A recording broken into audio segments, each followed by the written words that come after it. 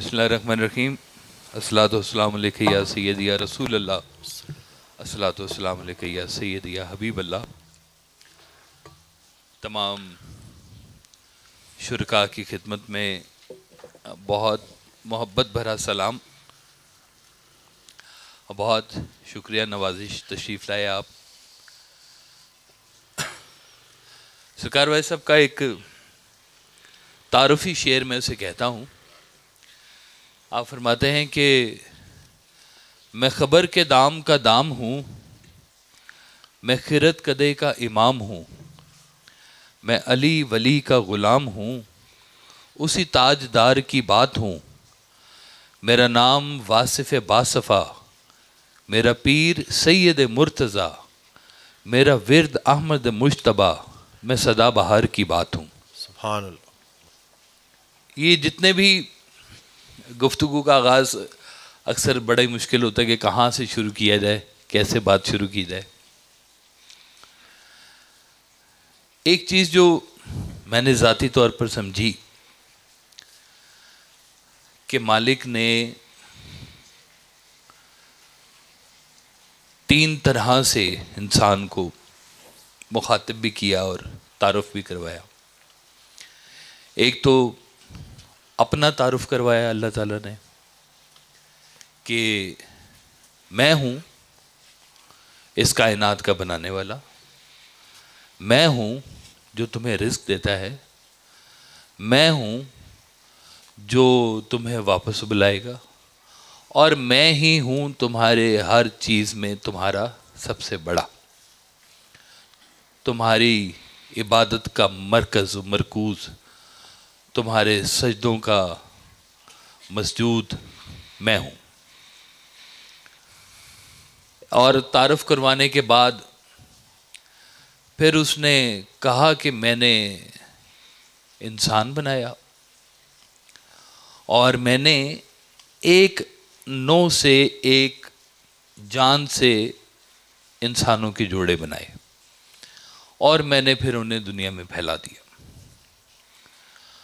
تو تیسرا تعارف اس نے کہا کہ میں نے انسان کو بنایا اور اس کے بنانے کا ایک مقصد ہے میرا، اور مقصد اللہ تعالیٰ نے صرف ایک بتایا ہے کہ انسان کا مقصد یہ ہے کہ وہ میری عبادت کرے۔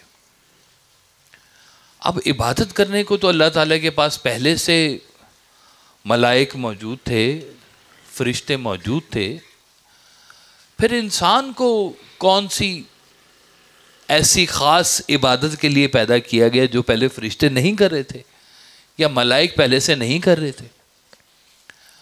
تو کہا کہ آپ اگر سجدوں میں کوئی کمی بیشی آپ کی زندگی میں آ جائے تو آپ لوگوں کو معاف کرنا شروع کر دو۔ سبحان اللہ۔ جو آپ کو تکلیف دیں آپ انہیں معاف کرنا شروع کر دو، تمہاری عبادت کی کمیاں پوری ہونی شروع ہو جائیں گی۔ پھر کہا کہ ایک دوسرے کے ساتھ اچھا سلوک کرو تو تمہاری عبادت مکمل ہونا شروع ہو جائے گی۔ پھر کہا کہ اگر حالات میں کوئی کمی بیشی آ جائے تمہارے، سب کو زندگی میں ایک جیسے حالات نہیں ملتے، کسی کو غریبی مل گئی، کسی کو امیری مل گئی، کسی کو صحت مل گئی، کسی کو بیماری مل گئی، کہیں پہ رزق کی کشادگی آ گئی، کہیں پہ فاقہ آ گیا، اور کہا کہ جب یہ تمہاری منشا کے حساب سے تمہارے معاملات تمہیں نہیں مل رہے اور اس کے اوپر بھی تم شکر اگر کرنا شروع کر دو تو تمہاری یہ بھی عبادت ہی کاؤنٹ ہوگی۔ سبحان اللہ۔ وہ سرکار ایک شعر پڑھا کرتے تھے نا کہ اپنے مالک سے تعلق کی نئی راہیں بھی ڈھونڈ، صرف سجدوں ہی سے روشن اپنی پیشانی نہ کر۔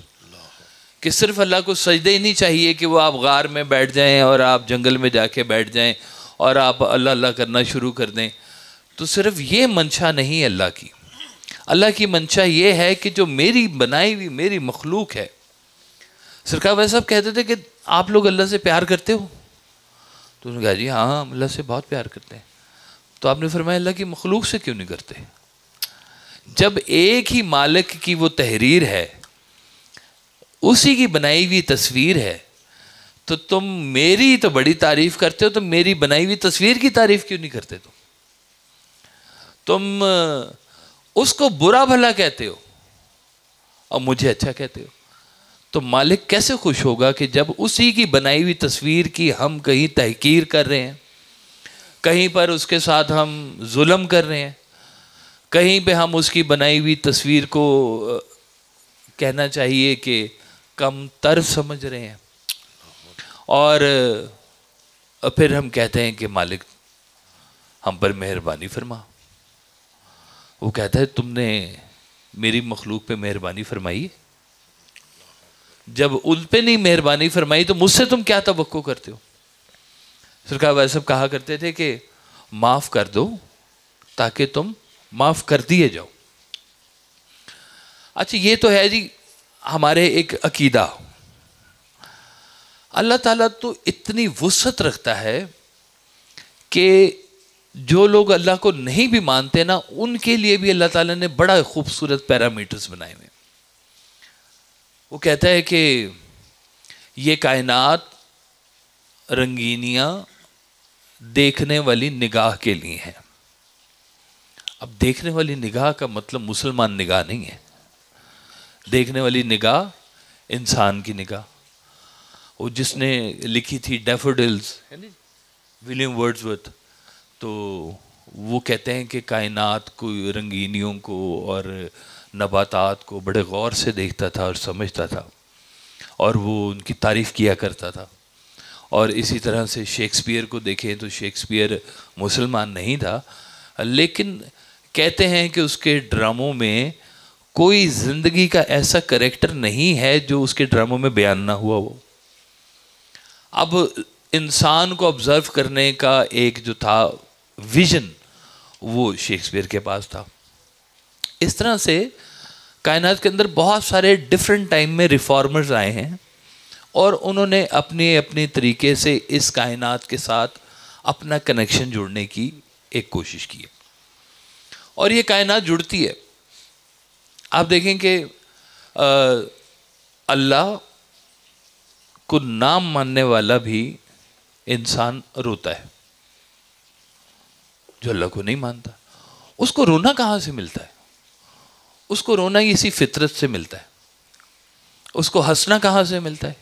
اسی فطرت سے ملتا ہے. اس کو بھوک لگنا بھی یہیں سے ہے، اس کی خوراک بھی یہیں سے ہے. اب یہ کہیں نہ کہیں پر کسی نہ کسی طرح سے مالک ان کے ساتھ فطرت کی شکل میں بھی اپنا کنیکشن ظاہر کرتا ہے. یعنی کہ انسان اس کو اتنا پیارا ہے کہ وہ انسان اس کو مانے یا نہ مانے، وہ پھر بھی اللہ اس کی کیئر ضرور کر رہا ہے. اگر منشا اللہ تعالیٰ کی ہو کہ جی ساری دنیا کو مسلمان کرنا ہے تو وہ کر دے، اس میں اتنی ٹینشن والی کون سی بات ہے. لیکن وہ اللہ نہ ماننے والوں کو شاید ہم سے زیادہ دے رہا ہے. سائنس ان کے پاس زیادہ چلی گئی ہے، ٹیکنالوجی ان کے پاس، وہ گاڑیاں بناتے ہیں، ہم پیسے اکٹھے کر رہے ہوتے ہیں خریدنے کے لیے. وہ چیزیں بنا رہے ہیں، ہم چیزیں خرید رہے ہیں. ہم دعاؤں سے پیسے اکٹھے کر رہے ہوتے ہیں، وہ محنت سے بنا رہے ہوتے ہیں. تو کہیں نہ کہیں فطرت کے ساتھ نام ماننے والا بھی اسی طرح سے کنیکٹڈ ہے جیسے ماننے والا کنیکٹڈ ہے. اب یہ تو ایک آپ کا جنرل کنیکشن ہو گیا اس فطرت کے ساتھ کہ دیکھنے والے نگاہ کے لیے پہاڑ ہیں، سبزہ ہے، گل ہے، پانی ہے، بادل ہے، بارش ہے، موسم ہے، گرمی ہے، سردی ہے، سب کچھ موجود ہے دیکھنے والے کے لیے، اور وہ دیکھ رہا ہے. اور اسی سے ہی وہ اپنی زندگی کا ایک سسٹم پورا چلا رہا ہے. یہی چیزیں اس کو خوشی بھی دے رہی ہیں، یہی انسان اس کو غم بھی دے رہے ہیں. یہیں پر ہی وہ ایک شعبہ جس کو کہتے ہیں ہم لوگ فلنتھراپسٹ، سخاوت، سخی کرنے والے پوری دنیا کے اندر موجود ہیں. کہتے ہیں کہ اگر پیسوں میں اگر ولایت کو یا پیسوں میں اگر مسلمانوں کو اگر کبھی تولا جائے کہ کتنے پیسوں کی کتنی نیکیاں ہوتی ہیں، تو ہمیں جو بندے یا جو ملک ہم لوگوں کو وہ پولیو کی ویکسینیشن دے رہے ہوتے ہیں، ہماری نظر میں تو شاید وہ غوث پاک ہی بن جائے. کتنے پیسوں کی وہ ہمیں یہ دے دیتے ہیں، امداد دیتے ہیں میڈیکل کی شکل میں. تو وہ بھی نیکی کا کام کر رہے ہیں, کہیں نہ کہیں اس فطرت کے ساتھ وہ بھی جڑے ہوئے ہیں. تو ہم لوگوں کو یہ جب سارا کچھ یہ تو ہمارا اور عام انسان کا ایک کامن ہو گیا, کامن انسان, کہ وہ بھی کر رہے ہیں ہم بھی کر رہے ہیں, وہ بھی دیکھ رہے ہیں ہم بھی دیکھ رہے ہیں. ہمارا اور ان کا تھوڑا سا آگے جب فرق شروع ہوتا ہے نا, وہ فرق یہ ہوتا ہے کہ ہمارے پاس آ جاتا ہے یہاں پر عقیدہ. اور عقیدہ کیا کہتا ہے؟ عقیدہ کہتا ہے کہ جب تم یہ گل و سبزہ ہو, یہ سب کچھ دیکھ رہے ہو, تو یہ اس پہ غور بھی کیا کرو کہ اس کو بنانے والا کون ہے, اس کے کریٹر کے ساتھ اپنا رابطہ پیدا کرو. یہ دیکھو کہ محبت بھری نگاہ دے دی ہے کسی چہرے کو دیکھنے کے لیے, تو وہ یہ بھی تو دیکھو کہ اس چہرے کو بنانے والا کون ہے, اس نگاہ کو بنانے والا کون ہے. تمہارے دل میں جو کسی کے لیے جذبات پیدا ہو رہے ہیں, ان جذبات کو بنانے والا کون ہے, اس سے بھی تو اپنا تعلق قائم کرو. جب آپ اس کے ساتھ اپنا تعلق قائم کرتے ہیں تو تب ہم داخل ہوتے ہیں عقیدے میں. اور عقیدہ ہمارے مالک نے ہمیں بڑا خوبصورت دیا ہوا ہے, اور اس نے کھول کھول کے بتایا, قرآن میں بھی بتایا اور ہمیں احادیث میں بتایا. انبیاء علیہ السلام بھیجے ہمارے لیے, ہماری تربیت کے لیے, کہ ایک ڈیوائن انٹرونشن جو اس کائنات کے اندر ہو رہی ہے, اس کے ساتھ آپ نے کنیکٹ کیسے کرنا ہے. اور جب آپ اس ڈیوینٹی کو دیکھ رہے ہوتے ہیں تو آپ کو یہ بات سمجھ میں آتی ہے کہ یہ صرف دیکھنے والی نگاہ نہیں ہے, اس کے پیچھے ایک اور چیز ہے جس کو ہم کہتے ہیں روح, سول کہتے ہیں جسے, کہ آپ کی سول کنیکٹڈ ہوتی ہے. آپ کا یہ ہم کہتے ہیں کہ ایک کمپوزیشن ہے یہ باڈی کی اور سول کی, جس کو کہتے ہیں ہیومن. یہ کمپوزیشن میں سے کوئی ایک چیز جدا ہو جائے تو کمپوزیشن خراب ہو جاتی ہے, اور کہتے ہیں کہ یہ یا تو ڈیڈ باڈی رہ گئی ہے, تو روح تو چلی گئی اس کے بیچ میں سے. تو جب ہم روح کا, اللہ تعالیٰ کہتا ہے کہ روح کے ساتھ کنیکٹ ہو اور تمہاری روح خالص ہے. روح کے بارے میں پوچھا گیا تو ایک دفعہ صحابہ کرام کچھ بیٹھے ہوئے تھے, روح کے اوپر ڈسکشن کر رہے تھے. تو سرکار صلی اللہ علیہ وسلم تشریف لائے, تو آپ نے پوچھا کیا ڈسکس کر رہے ہو؟ تو انہوں نے کہا جی ہم نا روح کو ڈسکس کر رہے ہیں کہ روح کیا ہوتی ہے. تو آپ نے کہا کہ روح کو ڈسکس نہ کیا کرو, کیونکہ اس کو اللہ تعالیٰ نے کہا ہے کہ یہ میرا امر ہے. اس کی اتنی سی ڈیفینیشن ہے, لیکن اتنی سی ڈیفینیشن بہت بڑی ڈیفینیشن ہے. ایک ویسے صاحب کا پنجابی کا شعر ہے کہ اتھوں اڈ کے ایتھے آئے, یعنی کہ کہیں پہ روح تھی اور وہ روح جو تھی وہ یہاں سے یہاں آئی. اتھوں اڈ کے ایتھے آئے, اج سانو او دیس بلائے, جہاں سے آئے ہیں اج سانو او دیس بلائے, او بھی ایک اڈاری سی تے اے بھی ایک اڈاری ہے. بس یہ سفر یہ ہے کہ وہاں سے روح آئی ہے, یہاں سے روح چلی گئی ہے. وہ مجھے ایک بڑا مزیدار واقعہ یاد ہے. ایک دفعہ نا اشفاق صاحب اللہ انہیں غری کے رحمت کرے, انہوں نے ویسا صاحب سے ایک سوال پوچھا ہے. انہوں نے کہا جو ایسا میرا جو بڑا بیٹا ہے وہ میرا نا کہنا نہیں مانتا, میرے ساتھ بڑی بحث کرتا ہے, اڑ پھنس کرتا ہے. تو آپ نے کہا اشفاق صاحب دھیان کیا کریں, وہ اور آپ ایج فیلو ہیں. تو اشفاق صاحب بڑے ایک دم سے حیران ہوئے کہ میں اور میرا بیٹا دونوں ایج فیلو کیسے ہو سکتے ہیں. تو انہوں نے کہا کہ اس لیے کہ آپ دونوں کی روحیں ایک ہی دن تخلیق ہوئی ہیں. سبحان اللہ. جتنے لوگ بیٹھے ہیں سب کی روحیں ایک ہی دن تخلیق ہوئی ہیں. ہر ایک کے آنے کا وقت ہے. کوئی آج سے 500 سال پہلے آیا ہے, کوئی آج سے 500 سال بعد آئے گا, اور اتنی دیر وہ وہاں پہ عالم ارواح میں ہے, اور یہاں سے جانے کے بعد پھر وہی ہے. تو وہ یہ ایک سفر ہے روح کا جو یہاں آئی اور یہاں سے پھر اس نے واپس چلے جانا ہے. آپ فرماتے تھے بالکل ایسے ہی ہے کہ جیسے عقاب شکار کرے اور اس کے ہاتھ میں پنجے میں شکار ہو, اور وہ شکار پکڑ کے آسمانوں کی بلندیوں کے اوپر پرواز کر جائے, تو تھوڑی دیر کو تو شکار بھی پرواز ہی کر رہا ہے, چاہے وہ ایگل کے ہینڈز میں ہے نا جی. تو اگر وہ چھوڑ دے تو وہ دھڑام نیچے گر جائے گا اور وہ ختم ہو جائے گا. تو کہتے ہیں یہ روح ایسے ہے, روح نے جسم کو اٹھایا ہوا ہے, جسم نے روح کو نہیں اٹھایا ہوا, روح نے جسم کو اٹھایا ہوا ہے. اور وہ لے کے چل رہی ہے, اور جب وہ چھوڑ دیتی ہے یہ دھڑام سے نیچے گر جاتا ہے بالکل بے سدھ سا ہو کے. تو یہ اللہ تعالیٰ کی خاص مہربانی کہ اس نے تھوڑا سا روح کا تعارف کروایا کہ روح جو ہے یہ بڑی پاک ہوتی ہے, مصفہ ہوتی ہے, اور اس کے ساتھ اپنا کنیکشن بلڈ کرے. تو یہاں پر مجھے یاد ہے ایک دفعہ واز صاحب کی ایک محفل ہو رہی تھی, تو اس میں اس کا طریقہ کار ایسے ہوتا تھا کہ سامنے سارے مرد حضرات بیٹھے ہوتے تھے اور یہاں پہ کچھ ایریے کے اندر خواتین بیٹھی ہوتی تھی. سوال جواب کی نشست ہوتی تھی, خواتین بھی سوال کرتی تھی, مرد حضرات بھی سوال کرتے تھے. تو ایک وہ ہماری عائشہ آپا تھیں, ہوم اکنامکس کالج کی پرنسپل صاحبہ تھی. تو انہوں نے کہا بھائی صاحب ہم عورتیں آپ کی محفل میں بیٹھی ہوتی ہیں نا, تو سرکار ویسے صاحب نے اتنے بھی جھاڑ دیا, ابھی کہ تم ابھی تک عورت ہی بن کے بیٹھی ہوئی یہاں پہ, اور ہم تو روحوں سے بات کر رہے ہیں یہاں پہ. سبحان اللہ. وہ کہتے ہیں نا از دل خیزت بر دل ریزت, کہ جو دل سے نکلتی ہے دل پہ اثر کرتی ہے. یہ دل ہے کدھر, یہ ہارٹ ہے, یہ تو پمپنگ سٹیشن ہے میڈیکل زبان میں جس کو بولتے ہیں. تو یہ اگر یہ دل ہے تو وہ دل کون سا ہوتا ہے جس میں دل بر رہتا ہے؟ وہ تو پمپنگ سٹیشن میں نہیں رہ سکتا ہے نا جی. تو یہ بڑی غور کرنے والی بات ہوتی ہے کہ یہ کہیں نہ کہیں اس پمپنگ سٹیشن کی بات نہیں ہو رہی, یہ وہ دل کی بات ہو رہی ہے جس کے اندر دل بری ہوتی ہے. اور صاحب کہتے تھے کہ اگر تم سارے دنیا کے انسان جو ہیں سب امیر غریب برابر کر دو, مٹا دو یہ فرق جو کچھ بنا ہوا ہے, اور تو بھی چہروں کا فرق تو رہے گا. پیسوں کا فرق ختم ہو گیا, آپ کے سٹیٹس کا سارا فرق ختم ہو گیا, چہروں کا فرق رہے گا. آپ نے کہا اچھا چہروں کا فرق بھی اگر مٹا دو, سب ایک ہی شکل کے کر دو, تو بھی دل بری تو رہے گی, ہے نا جی.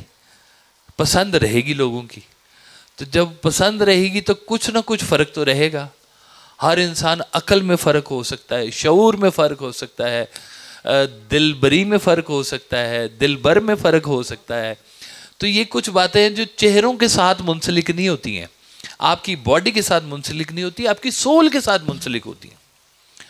کیونکہ یہ ہم نے دیکھا کہ 450 سال پہلے کے ایک شخص سے محبت ہو گئی حضرت علامہ اقبال کو, اور ان کا نام تھا مولانا روم. اور انہوں نے کہا کہ مولانا روم میرے مرشد ہیں. 450 سال پہلے سے انسان سے کیسے محبت ہو سکتی ہے؟ دیکھا نہیں ہے, ملاقات نہیں ہوئی ہے, تو یہ کون سی پھر محبت ہے؟ ہمارے ہاں تو ذرا محبت کی ڈیفینیشن ہی ذرا اور طرح سے بنی ہوئی ہے نا. تو لیکن جو اصل محبت ہے وہ تو روح کی ہے, اور روح کی محبت جو ہے وہ بڑی مصفہ اور بہت پاک ہوتی ہے. اس کے بیچ میں جسمانی نفسیات شامل نہیں ہوتی.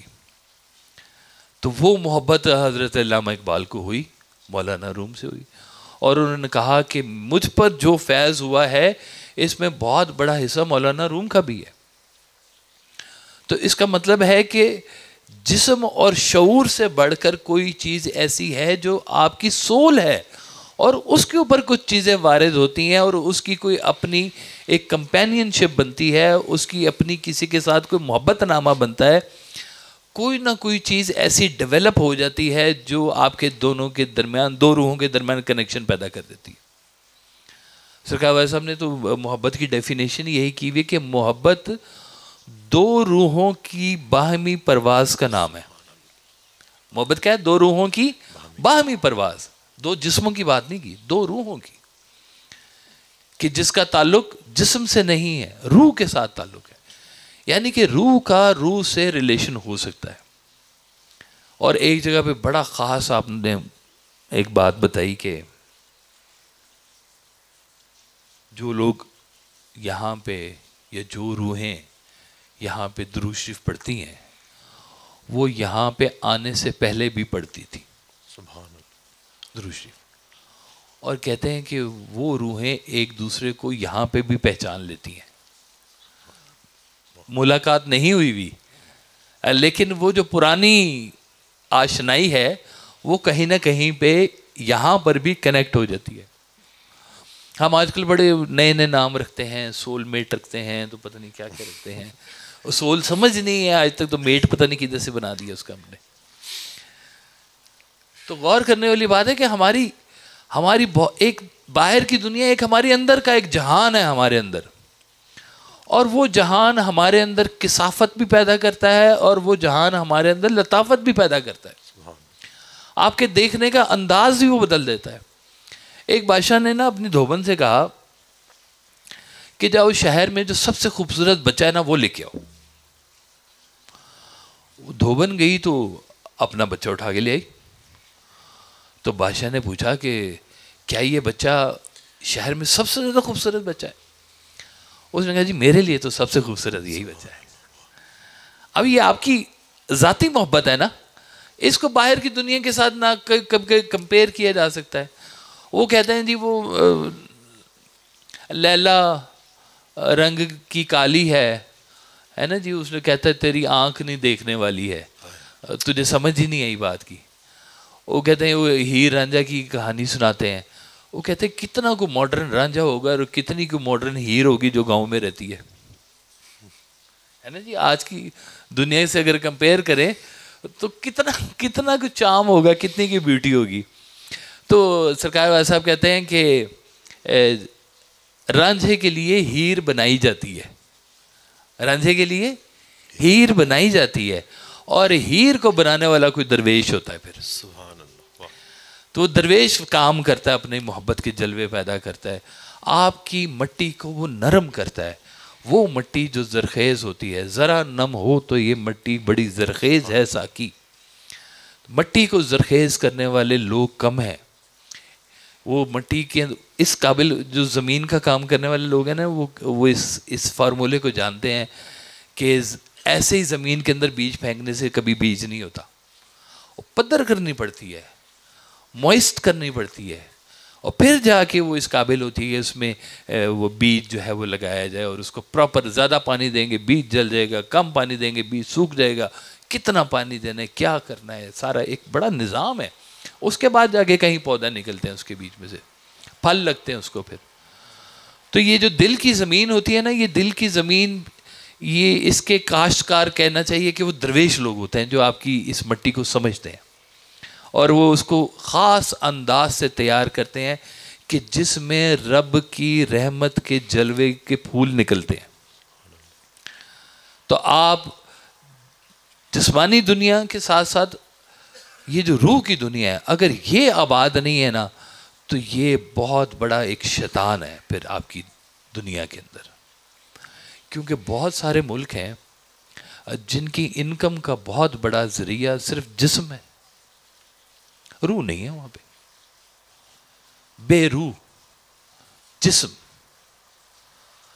اور وہاں پہ کوئی خیر نہیں ملے گی آپ کو, ہر چیز پیسے میں تلتی ہوئی نظر آئے گی آپ کو. تو کون لوگ ہیں جو یہ اس دنیا سے نکل کر اس دنیا کو آباد کرتے ہیں, اپنے دل کی دنیا کو آباد کرتے ہیں. کہتے ہیں یہ جو آپ کا دل ہے نا, یہ بھی اللہ تعالیٰ کا ایک عرش ہوتا ہے, اور اللہ کبھی بھی کسی اور کے ہوتے ہوئے وہاں نہیں آ سکتا.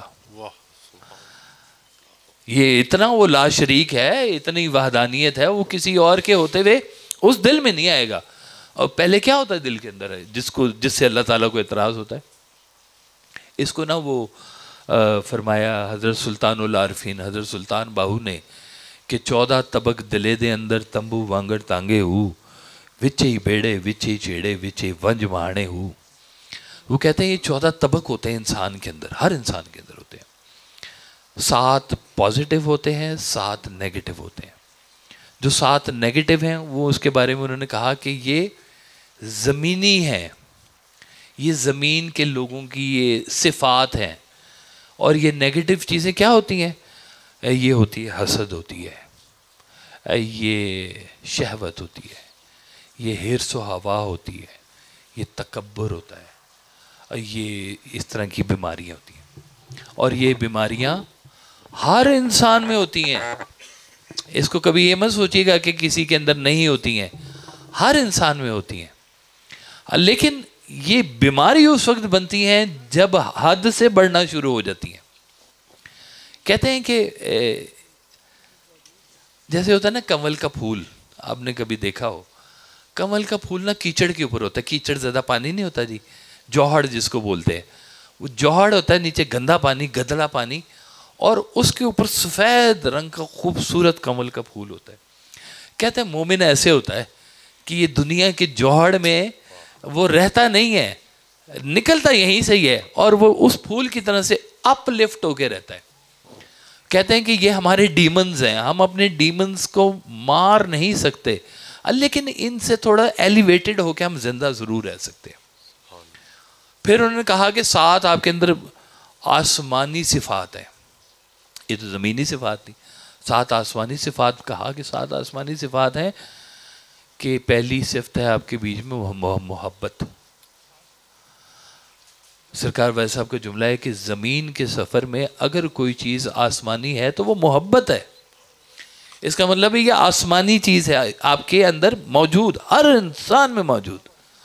محبت ہے, حیا ہے اس کے بیچ میں, حلم ہے اس کے بیچ میں, علم ہے اس کے بیچ میں, شرم و حیا ہے اس کے بیچ میں. یہ چیزیں آسمانی ہوتی ہیں, ہر انسان کے اندر ہوتی ہیں. اب آپ اپنی لائف کا نا ایکولیبریم چیک کر لیں کہ کیا چیزیں ہیں جو آپ کی, یوں سمجھ لیں کہ یہ ترازو ہے, اگر آپ کا حرص و ہوا اور آپ کی جو زمینی نیگیٹو باتیں ہیں وہ اگر بھاری ہوں گی وہ نیچے ہو جائیں گی, انسان ہلکا ہو جائے گا. اور اگر آسمانی چیز ہوگی تو وہ دوسری طرف بھاری ہو جائے گا. تو یہ ایکولیبریم ہر انسان اپنا چیک کر سکتا ہے کہ میرے اندر کیا چیز, یہ اگر ہو نا کنٹرول میں, کہ جی ہاں تھوڑا تھوڑا سا حسد بھی ہو جاتا ہے مجھے, اور تھوڑا سا غصہ بھی آ جاتا ہے, لیکن کنٹرولڈ ہے. میں یہ نہیں کہتا کہ انسانوں میں سے چیزیں ختم ہو جاتی ہیں, نہیں ہوتی ختم, کنٹرول میں رہتی ہیں, وہاں تک ٹھیک ہے. لیکن اگر اتنا غصہ آپ کو آئے کہ آپ جا کے کسی کے ٹائر کے اندر چھری مار دیں کہ کیوں بھی اس نے گاڑی نہیں لی ہے, تو اس کا مطلب ہے کہ اب آپ کے اندر وہ ایولنس جو ہے نا وہ اب شروع ہو گئی. اب آپ کی وہ جو زمینی اثرات ہیں نا اس نے اپنا اثر دکھانا شروع کر دیا. وہ ایک میں نے چھوٹی سی کہانی سنائی تھی کہ وہ سکندر اعظم تھا نا جی, وہ کہانیاں بزرگ بناتے رہتے ہیں آپ کو, کہ وہ سکندر اعظم تھا نا, وہ فتح کرتا کرتا یہ بر صغیر پاک و ہند میں جب آیا تو بڑا سونا, بڑی چیزیں اس کے پاس تھی. تو ایک درویش ٹکر گیا اس کو. درویش نے کہا کہ تمہارے پاس بہت سونا ہے. انہوں نے کہا بہت سونا ہے میرے پاس. اس نے جیب سے ایک چھوٹی سی چیز نکالی, اس نے کہا یہ جو میری چیز ہے نا یہ تمہارے سونے سے زیادہ بھاری ہے. اس نے کہا یہ اتنی چھوٹی سی چیز کتنی کو بھاری ہو سکتی ہے. اس نے کہا منگاؤ ترازو. ترازو رکھا گیا, اس کے اوپر وہ انبار لگایا گیا, سونے کا لوٹ مار کا سارا کٹھا ہوا تھا, اور وہ دھڑام سے ہے نیچے وہ گر گیا, بھاری تھا. وہ درویش کے پاس جو چھوٹی سی چیز تھی نا اس نے دوسرے پلڑے میں جیسے رکھی, سارا سونا اٹھ گیا اور وہ چیز بیٹھ گئی. اس نے کہا یہ کیا بات ہے, کمال کی بات ہے. اس نے کہا ٹھہر جو ابھی تمہیں ایک اور تماشا دکھاتا ہوں. اس نے تھوڑی سی مٹی پکڑی اور اس چیز کے اوپر پھینک دی, تو سارا سونا دھڑام سے ایک دم نیچے گر گیا اور وہ چیز اوپر اٹھ گئی. اس نے کہا یہ کیا ہے بھائی, مجھے سمجھ نہیں آئی کہ اتنا کیا تھا اس کے بیچ میں کہ یہ ایک دم سے اتنی بھاری تھی کہ میرا سارا سونا اٹھ گیا. اس نے کہا یہ تمہارے اندر کی آنکھ ہے, اگر تو یہ کھلی بھی ہو تو تمہارے سونے چاندی کی کوئی ویلیو نہیں ہے اس کے آگے, اور اگر اسی کے اوپر ہی مٹی پڑی ہوئی ہو تو اس سے زیادہ ہلکی چیز ہی کوئی نہیں ہے. تو آپ کے انر سیلف کو جب ہم کہتے ہیں نا, یہ بیوٹی والے جو لوگ ہیں, کلینزنگ ایک ورڈ ہے, سمجھتے ہوں گے نا جی, ہے چہرے کی صفائی ہوتی ہے, اس طرح سے آپ کے ہارٹ کی بھی کلینزنگ ہوتی ہے. اپنے ہارٹ کی کلینزنگ کے اوپر ضرور کام کیا کریں. اس کی ایک جو کہنا چاہیے کہ علاج یہ بھی ہے کہ اچھے لوگوں میں رہیں جن سے آپ کو نیگیٹیوٹی نہ ملتی ہو, جن کے پاس بیٹھ کے آپ کو پازیٹیوٹی ملتی ہو. اور بزرگوں کے پاس بیٹھ کے کوئی بات سن لیا کریں, کوئی دعا لے لیا کریں. بھائی صاحب کہا کرتے تھے کہ دعا جو ہے نا وہ کسی سے گن پوائنٹ پہ نہیں لینی ہوتی ہے, کسی کی زندگی میں کوئی ایسا کام کر دو کہ وہ دل سے تمہیں دعا دے دے, دعا کسی کی لگ گئی تمہاری زندگی کا کام آسان ہو جائے گا. تو اپنی جس طرح سے ہم باہر کی بیوٹی کا دھیان رکھتے ہیں نا, تو یہ اندر کی بیوٹی زیادہ میٹر کرتی ہے کہ آپ انسان کتنے اچھے ہیں. آپ جتنے اچھے انسان ہوں گے اتنا ہی آپ کا وقار بھی بلند ہوگا, اور آپ کے اندر ایک راحت ہوتی ہے, ایک سکون ہوتا ہے, ایک ٹھہراؤ ہوتا ہے. آپ کو کوئی جلدی نہیں ہے, آپ نے کہیں بھاگ کے نہیں چلے جانا. یہ چھوٹا سا لائف سپین ہے جس کو کہتے ہیں 60 نہیں تو 70 سال کا ٹائم ہے, آپ نے پورا کر لینا ہے. کدھر جانا بھاگ کے, اور یہیں پر ہی ہیں. آپ یوں سمجھیں کہ آپ کو نا ایک جزیرے کے اوپر بھیجا ہوا ہے, جزیرے سے باہر نہیں جا سکتے آپ, یہیں رہنا ہے. کیا کھائیں گے؟ اور جو جزیرے پہ ملتا ہے. کیا پہنیں گے؟ اور جو جزیرے پہ ملتا ہے. اور کن سے ملنا ہے؟ جو جزیرے پہ رہتے ہیں. اتنا سا جزیرہ ہے آپ کا. اگر آپ غور کریں تو آپ کا ذاتی جزیرہ پتہ ہے کتنا ہے؟ 70-80 لوگوں کا. اس سے زیادہ کا جزیرہ نہیں ہے کسی کا. آپ گننا شروع کر دیں لوگوں کے نام کہ جو میں سمجھتا ہوں بڑے میرے لیے قیمتی لوگ ہیں. فلاں نمبر 1 امی ابو بہن بھائی فلانا چچا تایا ہے, یہ سارے. تو کرتے کرتے میں آپ کو بتا رہا ہوں کہ 70-80 کے اوپر جا کے نا آپ کی گنتی ختم ہو جائے گی. ختم. یہ جزیرہ ہے آپ کا. انہی کے ساتھ گزرنا, انہی سے زندگی کا سلوک کرنا, یہی اسی کے بیچ میں پورا اللہ موجود ہے, اور اسی کے بیچ میں پورا شیطان بھی موجود ہے. یہی لوگ ہیں. سرکار والے صاحب کہا کرتے تھے کہ جن لوگوں کو تمہارے جانے کے بعد سچ میں غم ہونا ہے, زندگی میں انہیں خوشی ضرور دے کے جاؤ. ان کے لیے کوئی خوشی کا کام کر جاؤ تاکہ وہ تمہارے لیے دعائیں کریں اچھی کہ اچھا بندہ تھا. اور یہ نہ ہو کہ فٹافٹ دفنا کے ہو یار جان چھٹی سٹی ہے. کچھ زندگی کے اندر ایسا کام کر جاؤ کہ لوگ بھی یاد رکھیں.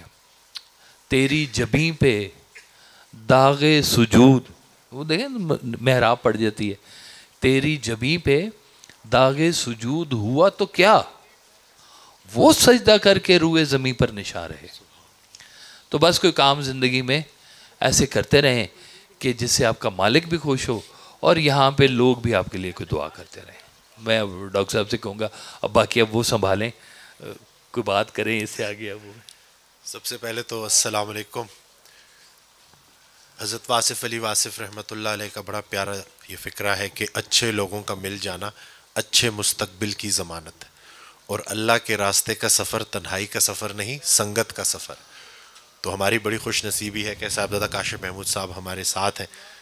میری اپنی جو زندگی کی جو ایک کہانی ہے میں یوٹیوب پہ سوشل میڈیا پہ شیئر کر چکا ہوں کہ کیسے انگزائٹی ڈپریشن مجھے اس راستے پہ لے گیا کہ جس سے ایک نئے سفر کا آغاز ہوا.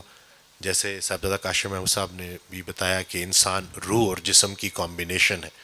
روح کو اللہ کا ذکر چاہیے, جسم کو صحیح خوراک اور ورزش چاہیے. یہ میں اکثر کہتا رہتا ہوں. تو وہ جو ایک بیلنس ہے نا, کہیں وہ بیلنس آؤٹ ہوا ہوا ہے. وہ کہتے ہیں کہ جسم بیمار ہو جائے تو طبیب کی ضرورت پڑتی ہے, روح بیمار ہو جائے تو حبیب کی ضرورت پڑتی ہے. تو یہ حبیب کی ضرورت لگتا ہے کہ زیادہ ہے. حضرت کا سرکار کا ایک بڑا پیارا شعر ہے جو پیچھے آپ پڑھ بھی رہے ہوں گے کہ چلے ہو ساتھ تو ہمت نہ ہارنا واصف, کہ منزلوں کا تصور میرے سفر میں نہیں. یہ بات تو پتہ چل گئی کہ ہے سفر ہی, لیکن سفر آسان بھی ہونا چاہیے. تو سفر کے آسان ہونے کا جو فارمولہ حضرت نے دیا ہے کہ ہم سفر اگر ہم خیال ہو جائے تو منزل آسان ہو جاتی ہے. اور وہ ہم سفر ضروری نہیں کہ صرف بیوی ہو, اچھے دوست بھی ہو سکتے ہیں. جیسے ابھی ماشاءاللہ آپ سب آئے ہیں, دور دور سے آئے ہیں, اپنی مصروفیات ترک کر کے صرف ملنے کے لیے آئے ہیں, محبت میں آئے ہیں. حضرت آڈیو میں ارشاد فرماتے ہیں کہ جس کے ذہن میں سوال نہیں اس کی بہتری کا کوئی حال نہیں. تو پہلا سوال میں ہی صاحبزادہ کاشف محمود صاحب کے سامنے پیش کرتا ہوں, پھر ایک ایک کر کے آپ لوگوں کے بھی سوال سنیں گے کیونکہ ہمیں امید ہے کہ آج سوال پوچھے جائیں گے. میرا جو سوال ہے صاحبزادہ کاشف محمود صاحب وہ یہ ہے کہ بہت سارے لوگ نا جگہ بدلتے رہتے ہیں, تلاش میں رہتے ہیں, لیکن ان کو وہ سکون نہیں ملتا, اور وہ یہی گلہ کر رہے ہوتے ہیں کہ زندگی بڑی مشکل ہو گئی ہے. زندگی میں کہیں نہ کہیں محرومیاں, وہ پچھتاوے, وہ گلے بن جاتے ہیں جس کی وجہ سے بالکل وہ ایک ڈارکنس میں چلے جاتے ہیں. تو ایسے لوگوں کے لیے کوئی آپ اگر بات کرنا چاہیں کہ کیسے وہ اپنے آپ کو اس تکلیف سے, اس اذیت سے نکالیں, ذہنی اذیت سے. دیکھیں اکثر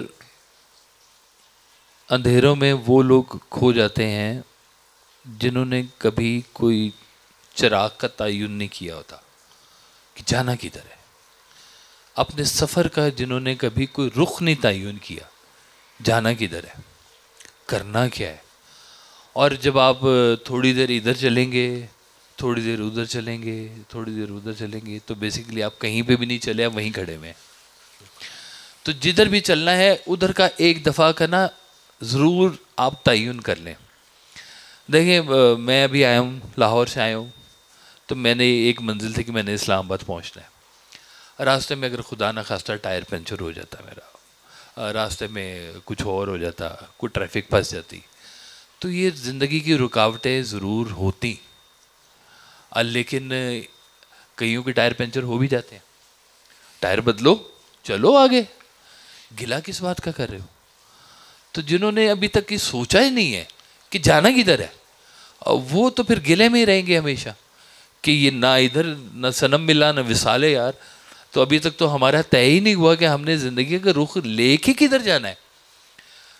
اچھا, یہ جب زندگی کا ہم کہتے ہیں نا کہ کوئی مقصدیت ہونی چاہیے, کاز ہونا چاہیے آپ کی لائف کا. کاز بناتے وقت نا ایک چیز کا آپ لوگوں نے ضرور دھیان رکھنا ہے, اس میں کسی کا نقصان نہ ہو, اس کا تعلق انسان کے ساتھ ہو, اور اس کا تعلق اصل میں رحمان کے ساتھ ہو. کہ آپ کا تعلق اپنے رب کے ساتھ کتنا سٹرونگ ہونا ہے. دیکھیں ہم لوگ نا وہ فیتھ نہیں ہمارا ڈیولپ ہو رہا ہے. جب مالک کہتا ہے کہ عزت کون دیتا ہے, میں دیتا ہوں تمہیں عزت. ذلت کدھر سے آنے, میں ہوں. بادشاہت کون دیتا ہے, میں دیتا ہوں. بادشاہت لے کون لیتا ہے, میں لے لیتا ہوں. زندگی کس نے دی, میں نے دی ہے. لے کس نے لینی ہے, میں نے لے لینی. جب ہر چیز, رزق آپ کا, ذلت, عزت, شہرت, اولاد, اگر ہر ایک کو محبت ہی مل جاتی تو دنیا کے اندر کوئی رومانس ہی نہ رہ جاتا ہے نا. دل ٹوٹنے ہی بند ہو جاتے, فیکٹریاں بند ہو جاتی ساری. تو اس کا مطلب ہے کہ ہر خواہش بھی نہیں پوری ہوتی آپ کی. تو جب ہر خواہش بھی نہیں پوری ہونی ہے آپ کی, جو کچھ آپ کی سراؤنڈنگ میں وہی کچھ ہی آپ کو ملنا ہے, تو آپ کچھ تو زندگی کے ساتھ اپنا ایک ربط بنائیں کہ ہم نے زندگی میں آخر کرنا کیا ہے. پڑھ لیا اچھی بات ہے, نوکری کر لی اچھی بات ہے, بزنس کر لیا اچھی بات ہے, سب کر رہے ہیں. آپ نے کون سا نیا کام کیا؟ اس کے پاس 2 گاڑیاں زیادہ ہیں, آپ کے پاس 1 کم ہے, پھر کیا ہو گیا؟ یہ تو سب کر رہے ہیں. گورا بھی کر رہا ہے تو کالا بھی کر رہا ہے, وہ بھی گھر بناتے ہیں, آپ بھی گھر بناتے ہیں, اب ان کے بھی بچے ہوتے ہیں, آپ کے بھی ہو جائیں گے, شادیاں ان کی بھی ہوگی, آپ کی بھی ہو جائیں گی. یہ تو سارے ہی کر رہے ہیں. اب بینگ اے مسلم, اور بینگ, اگر آپ کہتے ہیں کہ ہم اس رحمان کے, اللہ کے ماننے والے ہیں, کون سی ایسی ایک سگنیفیکنس قسم کی کوئی چیز آپ اپنے اندر ڈیولپ کریں جو اس مالک کو پسند آتی ہے؟ تو جب آپ اس چیز کو ڈیولپ کرنا شروع کریں گے, اس کو ڈیٹیکٹ کرنا اپنی, اور وہ ہوگی ذات کے اندر ہی, باہر سے نہیں آنی ہے. آپ کی ذات میں ہی وہ ہیرا کہیں پہ چھپا ہوا ہے, اس کو نکال کے تھوڑا پالش کرنا, شائن کرے گا. جب وہ شائن کرے گا نا, تو پھر آپ کو پتہ چلے گا کہ ہاں میرے مالک نے مجھے شاید اس لیے بنایا ہے. پرپز آف لائف جس کو بولتے ہیں. تو پرپز آف لائف آپ کا جس دن ڈیولپ ہونا شروع ہو گیا, آپ کے زندگی کے اندھیرے جو ہے نا یہ نکلنے شروع ہو جائیں گے. اور اندھیروں سے نکلنے کے لیے سمجھ نہ آ رہا ہو تو فائنڈ اے گرو. آپ کو حساب کا سوال سمجھنا ہے تو میتھ کے ٹیچر کے پاس ہی جائیں گے. آپ کس کے پاس جائیں گے؟ آپ کو علاج سمجھ نہیں آ رہا تو ڈاکٹر کے پاس جائیں گے. آپ کو اگر کوئی ایتھلیٹک سمجھ نہیں آ رہی ہے تو کسی جم والے کے پاس ہی جائیں گے, کسی ایتھلیٹ کے پاس جائیں گے. ہر چیز کا گرو موجود ہے. زندگی کا گرو کدھر ہے؟ پہلی جماعت سے پڑھنا شروع کیا ہم لوگوں نے, الف بے پڑھنا شروع کیا, ABC پڑھنی شروع. کس نے پڑھایا؟ استاد نے پڑھایا. جب آپ کے ڈاکٹروں کا استاد ہے, انجینئرز کا استاد ہے, سائنٹسٹ کا استاد ہے, زندگی کے استاد کدھر ہے؟ آپ خود بڑے استاد ہیں, پتہ چلتا نہیں ہے خود استاد نہیں ہے. لوگ یہ بھی تو کہتے ہیں کہ گرو نہیں ملا نا, تو ان کا کیا کہیں؟ اور جو کہتے ہیں نا وہ اصل میں سرکار صاحب کہتے تھے کہ لوگوں کو تو جھوٹے گرو مل جاتے ہیں, تمہیں ابھی تک ایک بھی نہیں ملا. کوئی تو زندگی میں ملے نا. ایک بندہ تھا وہ کہتا تھا جی مجھے نا گرو نہیں ملتا جی, بڑا میں نے ڈھونڈا مجھے گرو نہیں مل رہا. تو وہ ایک درویش آیا, اس نے اس کو ایک شاخ دی, اس نے کہا یہ لگا لو زمین میں, اور اگر سمجھو نا کہ کوئی نیک آدمی کوئی درویش آدمی آیا ہے تو اس کے پاؤں دھو, اور اس کے پاؤں دھونے کے بعد جو پانی ہے نا وہ اس شاخ کو دینا شروع کر دو. تو جس دن اس شاخ میں سے پھول نکلے گا نا تو تم سمجھ لینا وہ تمہارا گرو ہے. اب وہ اس نے اپنی ترتیب بنا لی, جس کو وہ سمجھے کہ تھوڑا سا نیک آدمی ہے اس کو زبردستی پاؤں بھی دھو کے تو اس کا پانی لے کے تو شاخ کو دینے شروع کر. شاخ ہری ہو گئی, ایک دن اس میں پھول بھی نکل آیا. اب وہ جو بندہ اس دن آیا تھا نا وہ اس نے پکڑ لیا, انہوں نے کہا آپ میرے گرو ہیں. انہوں نے کہا میں تیرا گرو کدھر سے ہوں بھائی؟ انہوں نے کہا مجھے پکی خبر ملی تھی کہ جس دن اس شاخ کے اوپر پھول لگے گا جو بندہ آئے گا وہ میرا گرو ہوگا. انہوں نے کہا ہاں ٹھیک ہے میں تیرا گرو ہوں, میں تجھے گر کی بات بتاتا ہوں کہ جن لوگوں کی تو نے خدمت کی ہے اور ان کے پاؤں دھو کے تم نے اس کا پانی ڈالا وہ سب تیرے گرو ہیں. سبحان. آپ زندگی کا سفر شروع کریں, گروؤں کی تو ڈھیر لگا ہوا ہے. گرو تو کہتے ہیں ہمیں سچا مل کوئی نہیں رہا جس کو ہم سارا کچھ ہینڈ اوور کریں. تو سچائی باہر نہ ڈھونڈے. وہ کہتے ہیں برا جو ڈھونڈن میں چلیا برا نہ ملیا کوئی, جب کھوجا من اپنا مجھ سے برا نہ کوئی. تو یہ اپنے اندر ہی ڈھونڈنا ہوتا ہے آپ نے, یہ گرو آپ کے اندر ہی کہیں چھپا ہوا ہوتا ہے. آپ نے بس اس کی ایک تلاش کا نام رکھنا, وہ سامنے آپ کے منظر کے آگے کھڑا ہو جائے گا. تو جب کاز آپ کا لائف کا اسٹیبلش ہوگا تو گرو بھی آپ کا آ جائے گا. ایک میں نے قرآن میں بڑی خوبصورت ایک بات پڑھی تھی, مفہوم جس کا تھا کہ اللہ تعالیٰ اپنے سچے بندے کو, اللہ تعالیٰ اپنے سچے بندے کو زیادہ دیر جھوٹوں میں رہنے نہیں دیتا. آپ سچے ہو جاؤ, سچا آپ کے سامنے آ جائے گا. اپنا اپنا سچ کا سفر, اپنا اپنا سچ کا سفر ہے. بالکل. سوال و جواب کا سلسلہ بھی ذرا سوالات کا شروع کرتے ہیں. مائک خلیل آپ شروع کر دینا. تو کوئی سوال کسی کا جو سوال پوچھنا چاہتا ہے. السلام علیکم. وعلیکم. اچھا کوشچن میرا یہی ہے, آپ نے جو ابھی جواب دیا ہے کہ جب سچ سامنے آ جائے, کئی بار سچ ایسا ہوتا ہے کہ کڑوا ہوتا ہے, سچ تو ہوتا ہی کڑوا ہے, تو اس میں کیا کرنا چاہیے ہمیں؟ دوائی کڑوی ہو تو آرام آتا ہے. بالکل. تو we have to take stand for that. اور یس دیکھیں سچ نہ آپ کے آئینے کی طرح ہے. بالکل. آپ چہرہ اپنا سنوارتے ہیں آئینے کو دیکھ کے, ہے نا جی, کہ یہ میرا چہرہ میرے آئینے میں خوبصورت نظر آئے. سچ ہے آپ دیکھ رہے ہیں. کسی دن اندر کی تصویر اگر نظر آنی شروع ہوگی تو کیسی ہوگی؟ ایکس رے کی بات نہیں کر رہا. ایک نا میں آپ کو بڑا مزے کا واقعہ سناؤں کہ بھائی صاحب کی محفل ہو رہی تھی, تو آپ نے کہا کہ چلو آج پھر دعا کرتے ہیں کہ یا اللہ ہم جیسے اندر سے ہیں ویسے ہی باہر سے مشہور ہو جائیں. آمین بولو. کون بولے آمین؟ اللہ. کہ ہم جیسے اندر سے ہیں ہم ویسے باہر سے مشہور ہو جائیں. ہم تو نیک مشہور ہونا چاہتے ہیں, نیک بننا نہیں چاہتے. تو سچ کہاں ہے؟ اندر. تو جب تک اس کو فیس نہیں نہ کریں گے, دیکھیں کہتے ہیں کہ جتنی محنت تم خامی کو چھپانے میں کرتے ہو اس سے کم محنت میں خامی دور ہو جاتی ہے. سچ تو بولو کم از کم اپنے ساتھ, باقیوں کے ساتھ تو ہوتا رہے گا نا, کم از کم اپنے لیے اور اپنی ذات کے لیے تو سچے ہو جاؤ.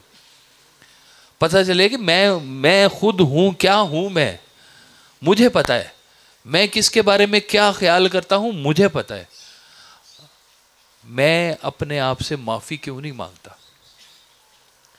میں اپنے اوپر رحم کیوں نہیں کھاتا. کوئی نہیں بتائے گا. کسی کے ماتھے کے اوپر ڈسپلے سینٹر نہیں لگا ہوا, کوئی ایل سی ڈی نہیں لگی جہاں پہ اس کا بتا رہا ہو کہ یہ کتنے % سچا ہے کتنے % جھوٹا ہے. یہ شکر ہے. ورنہ کوئی منہ دکھانے کے قابل نہ رہے کسی کو. تو اپنے سچ کو خود تو فیس کریں کم از کم. آپ کا جو یہ دل ہے نا, یہ اس سے زیادہ سچا کوئی نہیں ہے. یہ آپ کو فٹافٹ آپ کی ٹلی بجا دیتا ہے اندر سے. اس کو سن لیں یہ کیا کہہ رہا ہے, اس کو فالو کریں. کہتے ہیں کہ جب کبھی کسی چیز کے بارے میں لائف میں ڈیسیژن کرنا ہونا, تو جو فرسٹ تھاٹ آپ کے پاس آئے نا, first thought, very first thought, اس کے اوپر عمل کرنا شروع کر دیں. نارملی وہ ٹھیک ہوتا ہے. سیکنڈ تھاٹ جو ہے نا, وہ کہتے ہیں شیطان کا ہوتا ہے. اس میں جسٹیفیکیشن آ جاتی ہے, تھوڑی سی امپیورٹیز بھی آ جاتی ہے. کسی نے ویسے سب سے کہا کہ حضور اگر پہلا خیال ہی صحیح نہ آیا تو پھر؟ آپ نے کہا تم خیال کے ساتھ منسلک رہو, ایک وقت کے بعد تمہیں دوسرا خیال آئے گا ہی نہیں. سبحان اللہ. ایک ہی خیال رہ جائے گا. مشکل ہمیں کہاں ہوتی ہے؟ جہاں پہ دو راہیں ہوتے ہیں, رائٹ جائیں کہ لیفٹ جائیں, کدھر جائیں؟ اور کتنے اچھے وہ لوگ ہیں جن کو سیدھی موٹر وے ملتی ہے, کہیں نہیں جانا, فالو ایک ہی روڈ کرو. اب ورنہ تو آپ گم ہو سکتے ہیں ادھر ادھر کہیں پر بھی. اپنے سچ کو خود سے ڈھونڈیں, آپ کے اندر موجود ہے وہ رستہ. اور کبھی سمجھ نہ آ رہا ہو تو کسی سچے کو فالو کریں, جس کو آپ سمجھتے ہیں یہ سچے ہیں. والد صاحب نے ایک بڑی خوبصورت بات بتائی ہوئی. آپ نے کہا ہے کہ اس شخص کی تعریف مت کرو جس کی عاقبت تم اپنے لیے پسند نہیں کرتے. پتہ چلے گا کہ ہم لوگ اس معاشی دنیا کے اندر ہم لوگ بہت سے جھوٹی تعریفیں کر رہے ہوتے ہیں, لوگوں کو لبھانے کے لیے, اپنی پروموشن کے لیے, اچھا بننے کے لیے. ہم لوگ ان کی بھی تعریف کر رہے ہوتے ہیں دل سے, جس کی تعریف کرنے کو دل نہیں کر رہا ہوتا. تو یہ جھوٹ ہے. یہ میں اپنے ساتھ جھوٹ بول رہا ہوں, کسی کے ساتھ نہیں بول رہا. میں اپنا جھوٹ ختم کر دوں گا نا تو رہی سچ جائے گا. پیچھے ہے کیا؟ اور دو ہی تو چیزیں ہیں, سچ اور جھوٹ, تیسری ہے ہی کوئی نہیں چیز. تو یا اب دونوں یہ کہتے ہیں کہ سچا کافر بھی بڑا اچھا ہوتا ہے. سچ کو مانتا ہے نا, سچ کو دیکھتا ہے تو مان لیتا ہے. اور جو جھوٹا ہے نا وہ مسلمان بھی ہے تو منافق ہی بنے گا کہیں نہ کہیں. تو بڑی طاقت ہوتی ہے سچ کے بیچ میں. اس کے کڑوے پن پہ نہ جائیں. یہ ایک ٹائم پہ آپ کے لیے ہی راحت بنے گا اور کچھ نہیں بنے گا. جھوٹ بہت سویٹ ہے, بہت میٹھا نظر آتا ہے, بہت خوبصورت نظر آتا ہے, لیکن اس کی بیہائنڈ دا سین اس کی پکچر اچھی نہیں ہے. آپ کو اس کی کبھی سینگ نظر آ جائے نا تو آپ ڈر جائیں گے یہ کتنا خطرناک ہوتا ہے, جن ہوتا ہے یہ. تو اپنے سچ کو سلامت رکھیں, اسی کے اندر ہی ساری بات کھل جائے گی انشاءاللہ. اس دن بھی وہ حضرت آڈیو میں ارشاد فرماتے ہیں کہ لمبی چوڑی تو بات ہی کوئی نہیں, ایک کسی کا دل نہیں دکھانا, دوسرا جو ہے وہ جھوٹ نہیں بولنا. یہ انہوں نے بات کی. پھر آگے انہوں نے مزید ارشاد فرمایا کہ لیکن ایک جھوٹ جس کی اجازت ہے وہ یہ ہے کہ بیوی کی جھوٹی تعریف ضرور کرنی ہے. سچی تو کرنی ہے, جھوٹی بھی کرنی. تو یہ نہیں کہ اس بات سے جو مجھے لگا نا کہ یہ جو آپس کے معاملات ہیں نا تو وہ بہت بہت معنی رکھتے ہیں. تو کہیں ایسا نہ ہو کہ ہم وہ سچ کے چکر میں سارے بندے ہی مائنس کر دیں. ہاں صحیح بات ہے. یہ اندر کا سچ ہے, اب باہر تھوڑی سی گنجائش ہے موجود ہے نا جی. اور ایک بڑی پیاری حضرت کی دعا کہ یا اللہ ہمیں ہماری عقل کے حوالے نہ کرنا, ہمیں ہمارے دل کے حوالے کرنا, اور ہمارے دل کو اپنے حوالے کرنا. بڑی پیاری دعا. کوئی سوال جو پوچھنا چاہتے ہوں؟ جی بسم اللہ. السلام علیکم سر. وعلیکم السلام. سر واسو صاحب کی جتنی تدریس ہے اس میں ہمیں بیسک جو درس ہے وہ راضی رہنے کا ملتا ہے اکثر, کہ راضی رہا جائے. لیکن اب وہاں سے جو آ رہا ہے, جو عطائیں ہیں وہ ساری اس کی ہیں اور خطائیں ساری اپنی. ہاں. لیکن ہر روزہ زندگی میں جب آپ آنے والا دن بہتر نہ دیکھ رہے ہوں پچھلی سے اور آپ کا اپنا, تو اس میں راضی رہنے کی کس طرح سے ترکیب کی جائے؟ ہاں یہ دیکھیں نا, یہ اصل میں دو چیزیں مکس کر رہے ہیں یہاں پہ, بڑی مزیدار. اور یہ آپ نہیں, ہم سب کر رہے ہیں کہ ہم لوگ زندگی کو بہتر معاشی اعتبار سے سمجھتے ہیں, مانیٹری. ہر آنے والا دن میرے لیے زیادہ اچھے پیسے لا رہا ہے کہ نہیں لا رہا, میری گروتھ ہو رہی ہے کہ نہیں ہو رہی ہے. بھائی میں کہتا ہوں کہ آپ گروتھ چھوڑ دینا, سچ نہ چھوڑنا, بڑا مشکل لگتا ہے یہ کام. دیکھیں راضی کیا ہے؟ راضی اللہ تعالیٰ انہی چیزوں کے اوپر کہہ رہا ہے کہ راضی ہو جو پہلے سے متعین کی گئی ہیں. کوئی نئی بات تو کہی نہیں اس نے. کس چیز پہ راضی ہونا ہے؟ اپنی شکل پہ راضی ہونا ہے. کیا کر لو گے اس کا؟ زیادہ منہ دھو لو گے, شیو کر لو گے, تو یہی ہے شکل اللہ تعالیٰ. اب یہ تمہارا نصیب ہے. مجھے ایک دن نا یاد ہے, ہم لوگ ایک جگہ پہ گئے تو وہاں پہ نا آگے جانا تھا کہیں ہم نے, تو وہ دوسرے جو صاحب ہے نا ان کا بیٹا آیا, تو آپ نے کہا کہ چلو آگے بیٹا تو چلے. بیٹے نے کہا جی ایک سیکنڈ بیٹھا ہے, میں نا منہ دھو کے آیا بیٹا. تو آپ نے کہا جو شخص اپنے چہرے پہ راضی نہیں ہے نا, وہ کائنات میں کسی چیز پہ بھی راضی نہیں ہے. چہرہ آپ کا مقدر ہے, آپ اس کو صاف ستھرا کر سکتے, بدل تو نہیں نہ سکتے اب آپ اس کو, ہے نا جی. اب اس پہ راضی رہنے میں کیا پرابلم ہے؟ کوئی پرابلم نہیں ہے. آپ کی ہائٹ ہے, ہائٹ آپ کا مقدر ہے, لگا لے زور, آپ 7.5 فٹ کے نہیں ہو سکتے, راضی تو رہ لیں کم از کم اس کے اوپر. کیا سارے اچھے کام بڑے لمبے قد کے لوگوں نے کیے ہیں یا چھوٹے قد کے لوگوں نے کیے ہیں؟ اور جس کی مہربانی ہوتی ہے وہی کرتا ہے یہ کام. تو راضی نصیب والی چیزوں کے اوپر رہنا ہوتا ہے. دیکھیں غریب ہونا بری بات نہیں ہے, امیر ہونا بھی بری بات نہیں ہے. اب بری بات برا ہونا ہے, اچھی بات اچھا ہونا ہے.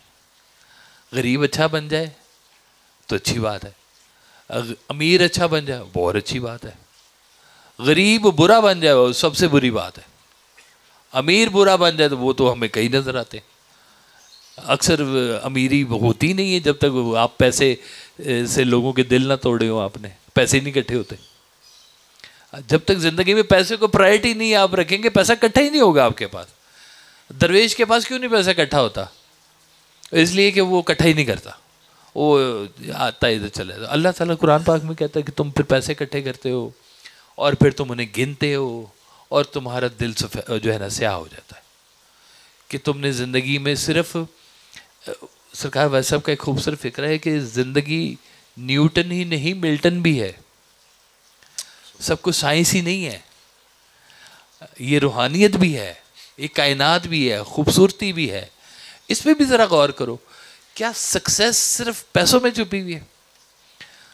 وہ مجھے یاد ہے ایک بندہ تھا, اس نے کتاب لکھی نا, وہ اپنے علاقے کے جو لارڈ تھا اس کے پاس لے گیا کہ جی میں نے کتاب لکھی ہے, آپ مجھے میری مدد کریں یہ کتاب چھاپنے میں. تو اس نے کھانا شانا کھلایا اس کو. اس نے کہا ہاں ٹھیک ہے اچھی ہے کتاب, لیکن کتاب کتب کے لیے پیسے نہ دیے, چھاپی نہ کتاب اس نے. اب تھوڑے عرصے بعد وہ ہوا یہ کہ وہ کتاب لیے پھر رہا تھا, کسی نے اس کی وہ کتاب دیکھی اور اس نے کہا یہ تو بڑی قیمتی کتاب ہے, اس کو چھپنا چاہیے. اس نے کتاب چھاپ دی اور وہ کتاب چھپتے ہی دنیا کی بیسٹ سیلر بک بن گئی. اور وہ کتاب کا جو آتھر تھا اس کا نام تھا جانسن, اور وہ کتاب کا نام تھا دنیا کی پہلی انگلش کی ڈکشنری.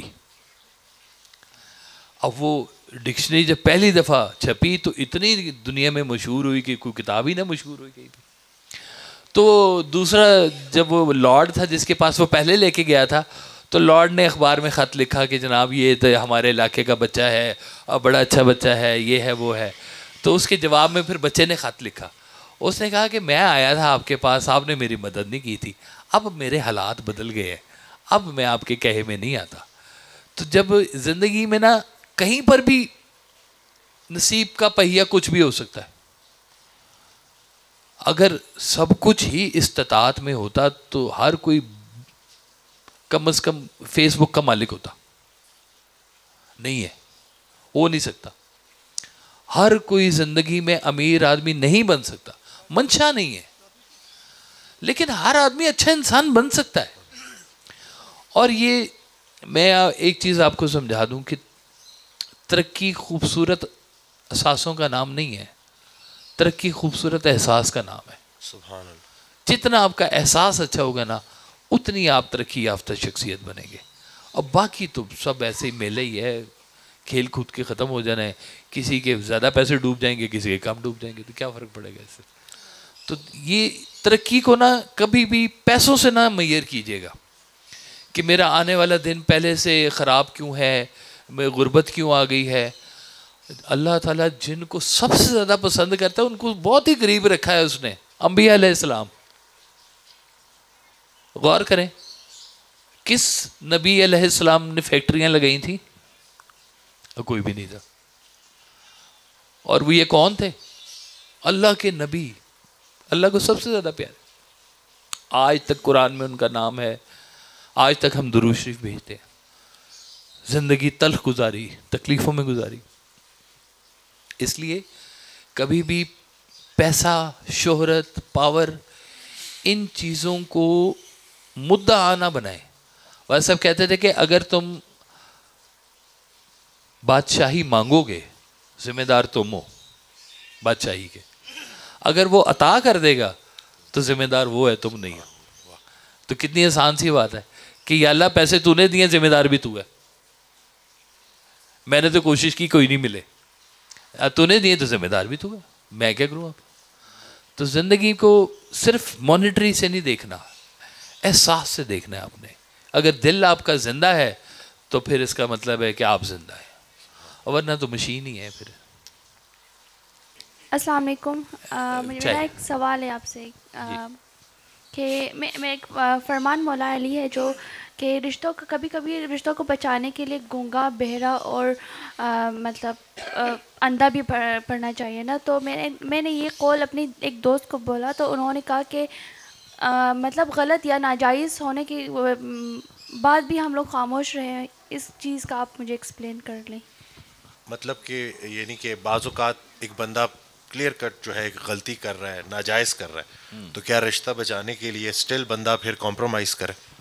ابھی پچھلے دنوں نے ایک بندے نے مجھ سے سوال کیا کہ جی مجھ پہ نا اللہ کی بڑی مہربانی ہو گئی ہے اور مجھے نظر آ جاتا ہے کہ کون بندہ غلط ہے اور کون بندہ صحیح. میں کہا بڑی اچھی بات ہے. تو میں نے کہا جی پھر؟ اس نے کہا کہ جی مجھے اب یہ بتائیں کہ اگر مجھے یہ اللہ تعالیٰ نے یہ نگاہ دے دی ہے دیکھنے والی کہ کون غلط کر رہا ہے اور میں اسے نہ روکوں تو کل کو اللہ میرا مجھ سے پوچھے گا نہیں کہ تمہیں ہم نے پاور دی تھی کہ تمہیں نظر آ جائے کہ کون غلط ہے اور کون صحیح ہے, تو تم نے روکا کیوں نہیں؟ میں نے اسے کہا, کہتا ہے کہ جی مجھے بتائیں کہ اللہ پھر ناراض تو نہیں ہوگا مجھ سے کہ میرے پاس اگر یہ پاور ہے کہ میں غلط دیکھ سکتا ہوں تو میں غلط کو روکوں کیوں نہ پھر.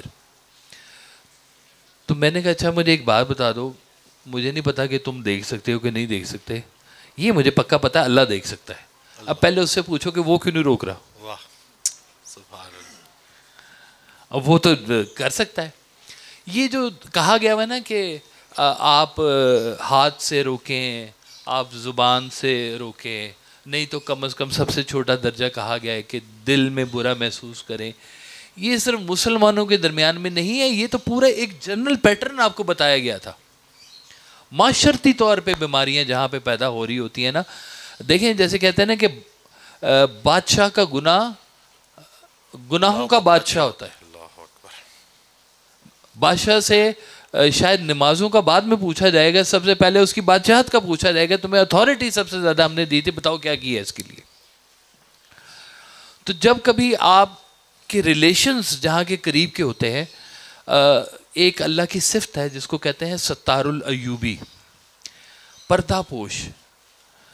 اگر آپ کسی کا پردہ رکھیں گے تو کل کو اللہ بھی آپ کا پردہ رکھے گا.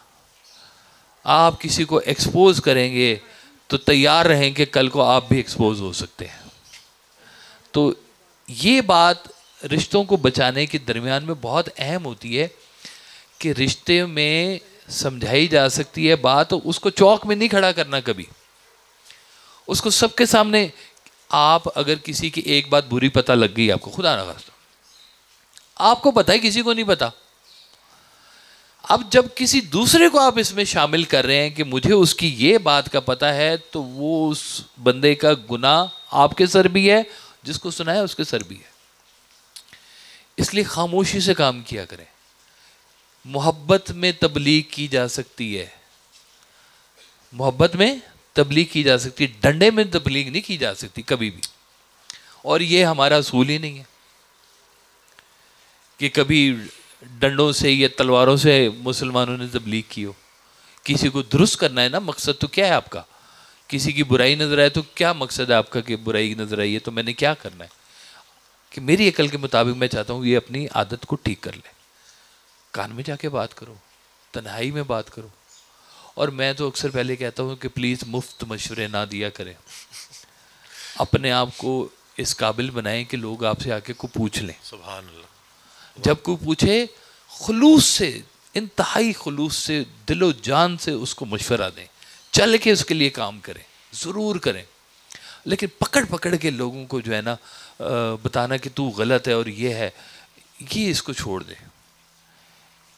اللہ تعالیٰ نے ایک ججمنٹ ڈے رکھا ہوا ہے سب کے لیے, وہ سب کے لیے آئے گا.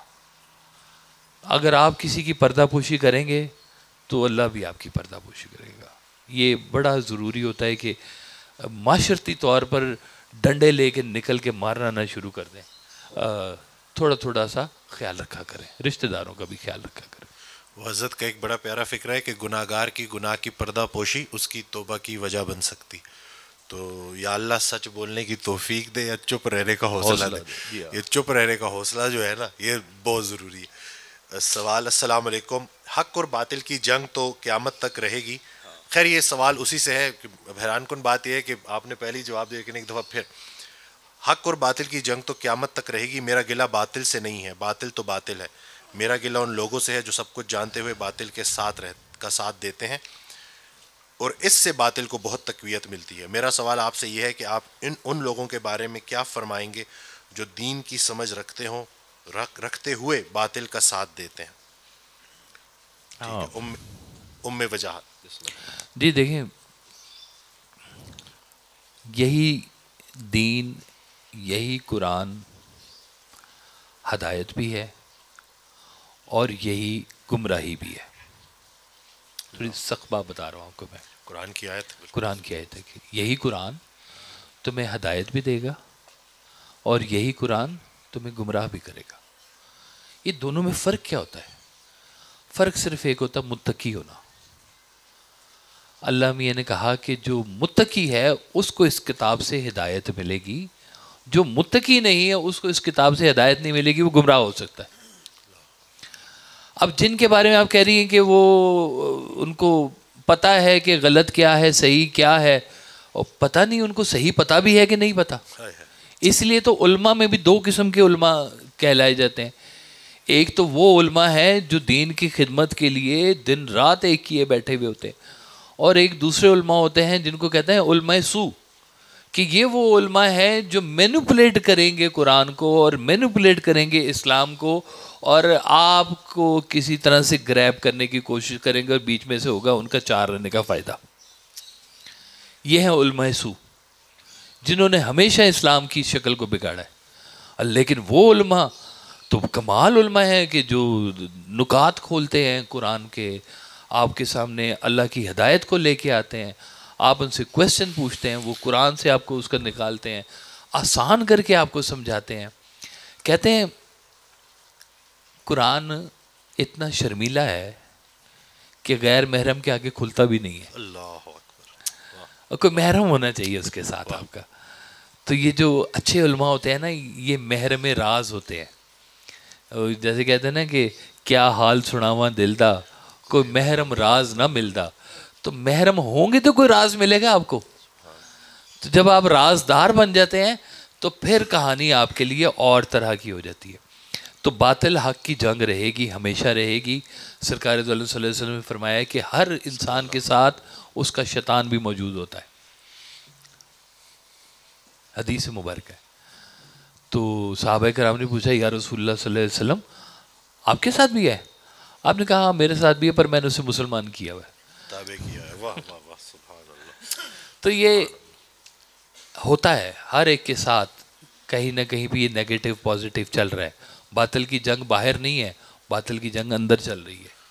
قرآن کی آیت ہے نا کہ اللہ نے ہم انسانوں کو ایک دوسرے کے لیے آزمائش بنایا ہے نا, تو یہ جو مشکل لوگ ہمارے گھر میں ہوتے ہیں یہ ہماری آزمائش بھی ہوتے ہیں, ہمارا انعام بھی ہوتے ہیں.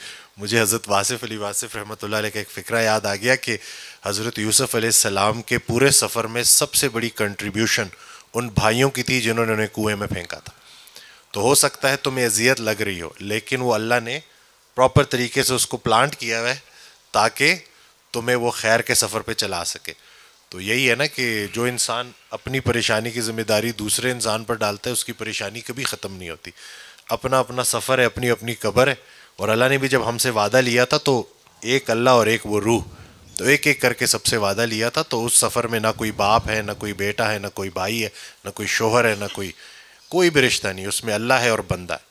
تو بس مطلب وہ اللہ کے لیے ہم نے وہ معافی تلافی کرنی ہوتی ہے. سرکار کا بھی تو یہی فکر ہے نا کہ میری بیسک تعلیم یہی ہے کہ سب کو معاف کرو. تو جتنی دفعہ ایک بندہ آپ کو اذیت دے رہا ہے اتنی دفعہ وہ آپ کو معاف کرنے کا موقع دے رہا ہے. تو درجات میں اضافہ ہو رہا ہے. اسلام جو ہے نا وہ بہت الگ لیول پہ لے جا کے آپ کو سرنڈر کرواتا ہے اور آپ سے قربانی مانگتا ہے. سارے جان بچا رہے ہیں تو جان دے گا کون؟ مسئلہ یہ ہے کہ سارے لوگ جان ہی بچانا چاہتے ہیں.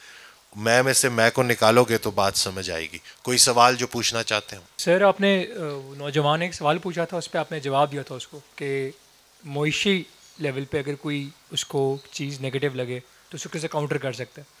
میں اس کے ایڈیٹیو میں اگر آپ سے پوچھوں کہ معیشت کے علاوہ جو چیزیں ہمارے معاشرے میں ہیں جو بندے کو نگیٹیوٹی کی طرف پش کر رہی ہیں, جو آپ کا اسٹیٹ کی طرف کانفیڈنس ہے وہ کمپرومائز ہو رہا ہے, لا اینڈ آرڈر کی طرف کمپرومائز ہو رہا ہے, مورالٹی کمپرومائز ہو رہی ہے, جو وہ ساری کمپوننٹس ہیں ان کی تحت آپ نوجوان نسل کو کیا پیغام دینا چاہتے ہیں جن کو بار بار پریشر آ رہا ہے کہ ملک کے اب حالات بدتر سے بدتر ہوتے جائیں گے معیشت کے علاوہ کے معاملات کی بات؟ جی, اخلاقیات کے حساب سے, لا اینڈ آرڈر کے حساب سے, سیفٹی سیکورٹی اس سب کے حساب سے ان کے لیے آپ کیا پیغام دینا چاہیں گے؟ کیونکہ ان کو آئے دن ایک ہی پیغام انٹرنلی دیا جا رہا ہے کہ آپ ملک سے باہر بھاگو. سوری میرا ایک مشکل سوال ہے لیکن میں چاہ رہا تھا کہ یہ سوال آپ ایڈریس کر سکیں. دیکھیں بات سنیں, یہ جو ملک سے باہر جاتے ہیں نا ان کو پتہ نہیں ہے کہ ادھر بھی یہی والا اللہ ہے, ادھر بھی تو یہی اللہ ملنا ہے.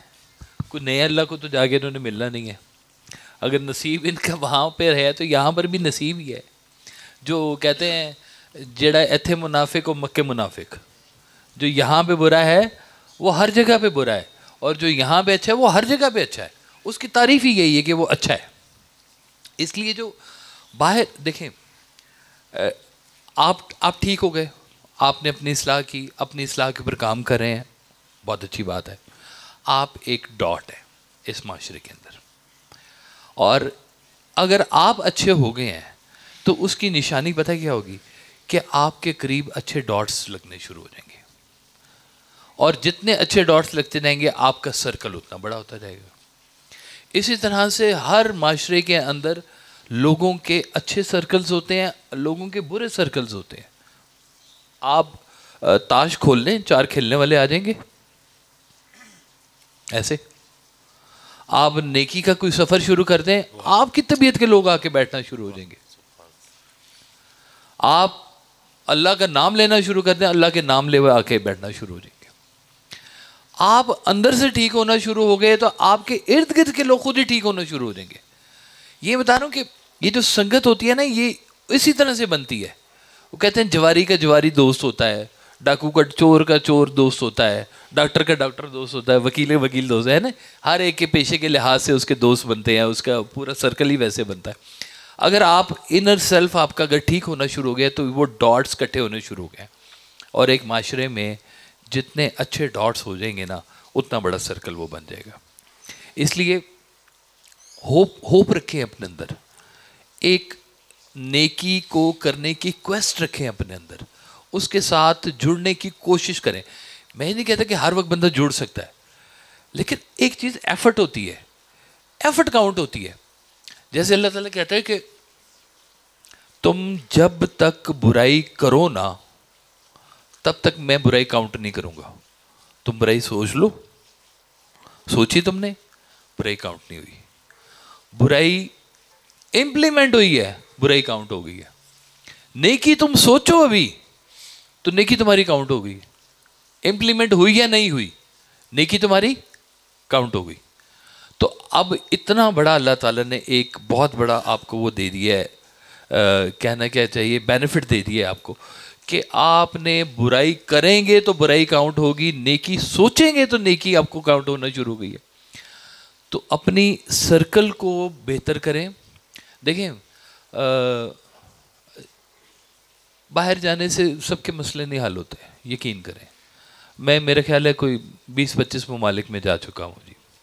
جو بچے یہاں سے جاتے ہیں نا جی, جس طرح کی زندگی وہ گزار رہے ہیں نا وہاں پہ, آپ اس کی نسبت 1 کروڑ گنا اچھی زندگی یہاں گزار رہے ہیں.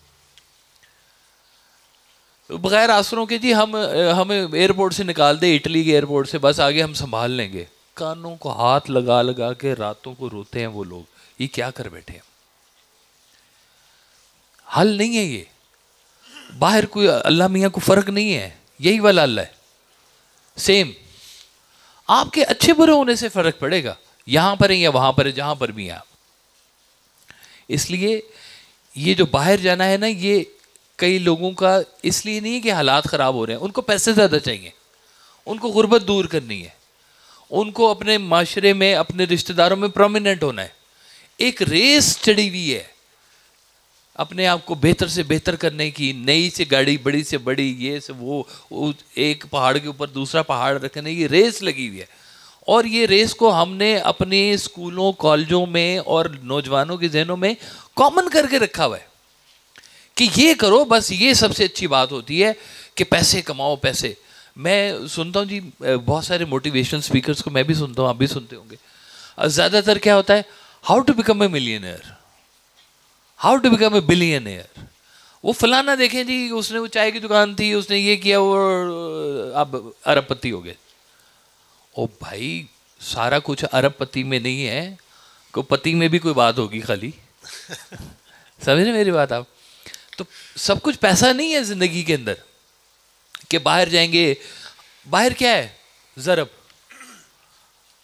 آپ یہاں پہ جن پیسوں کے لیے آپ چھوٹے چھوٹے کام کرتے ہیں یہاں پر کہ 10,000 ہے, اب یہی والے پیسے آپ باہر جا کے اگر 1,000 یورو آپ کماتے ہیں تو ضرب دیں گے نا آپ اس کو 350 روپے سے, اور پاکستان میں 3.5 لاکھ روپے بنیں گے. یقین کریں وہاں پر آپ کی ویلیو یہاں کے 10,000 والے ویلیو سے کم ہوگی. جس طرح سے آپ وہاں پہ رہیں گے, شفٹوں میں سونا پڑے گا آپ کو. میرا ایک دوست چلا گیا جی امریکہ.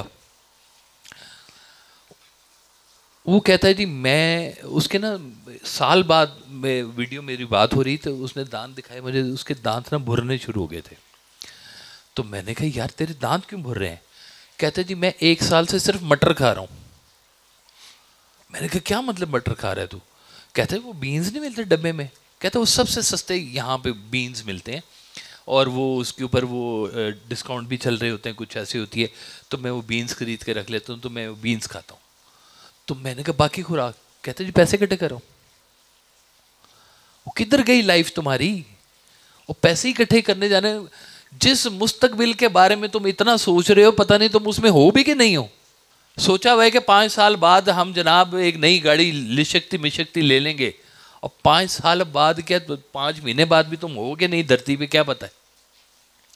آج کا لمحہ, آج کی سوچ, یہ دس مومنٹ, یہ ہے آپ کے لیے سب سے زیادہ قیمتی. اس مومنٹ میں آپ کا دھیان نیگیٹو ہے یا پازیٹیو ہے, یہ آپ نے فیصلہ کرنا ہے. یہ والا خیال اگر آپ ٹھیک کر لیں تو یہ والا نوجوانوں میں بھی خیال ٹھیک ہو جائے گا. آپ کو کیا لگتا ہے کہ ہم یہ جو سارا کچھ کر رہے ہیں ڈاکٹر صابر میں, اور ہم جیسے اور جو بہت سارے لوگ کر رہے ہیں, ہمیں کوئی پیسوں کی کمی ہے یا ہمیں کوئی بہت زیادہ شہرت کا شوق ہے؟ ہم نے دیکھا ہے کہ سرکار وائس صاحب کی باتوں سے لوگوں کی زندگیاں بدلی ہیں, اور بہت پازیٹیو چینج آئی ہے لوگوں کے اندر. تو ہم چاہتے ہیں اور بھی لوگوں میں, ہم تو چاہتے ہیں ہم یونیورسٹیوں میں جائیں. میں جاتا ہوں یونیورسٹیوں میں بغیر کسی 1 روپے کے لالچ کے, ٹی وی چینلز پہ جاتا ہوں بغیر 1 روپے کی لالچ کے.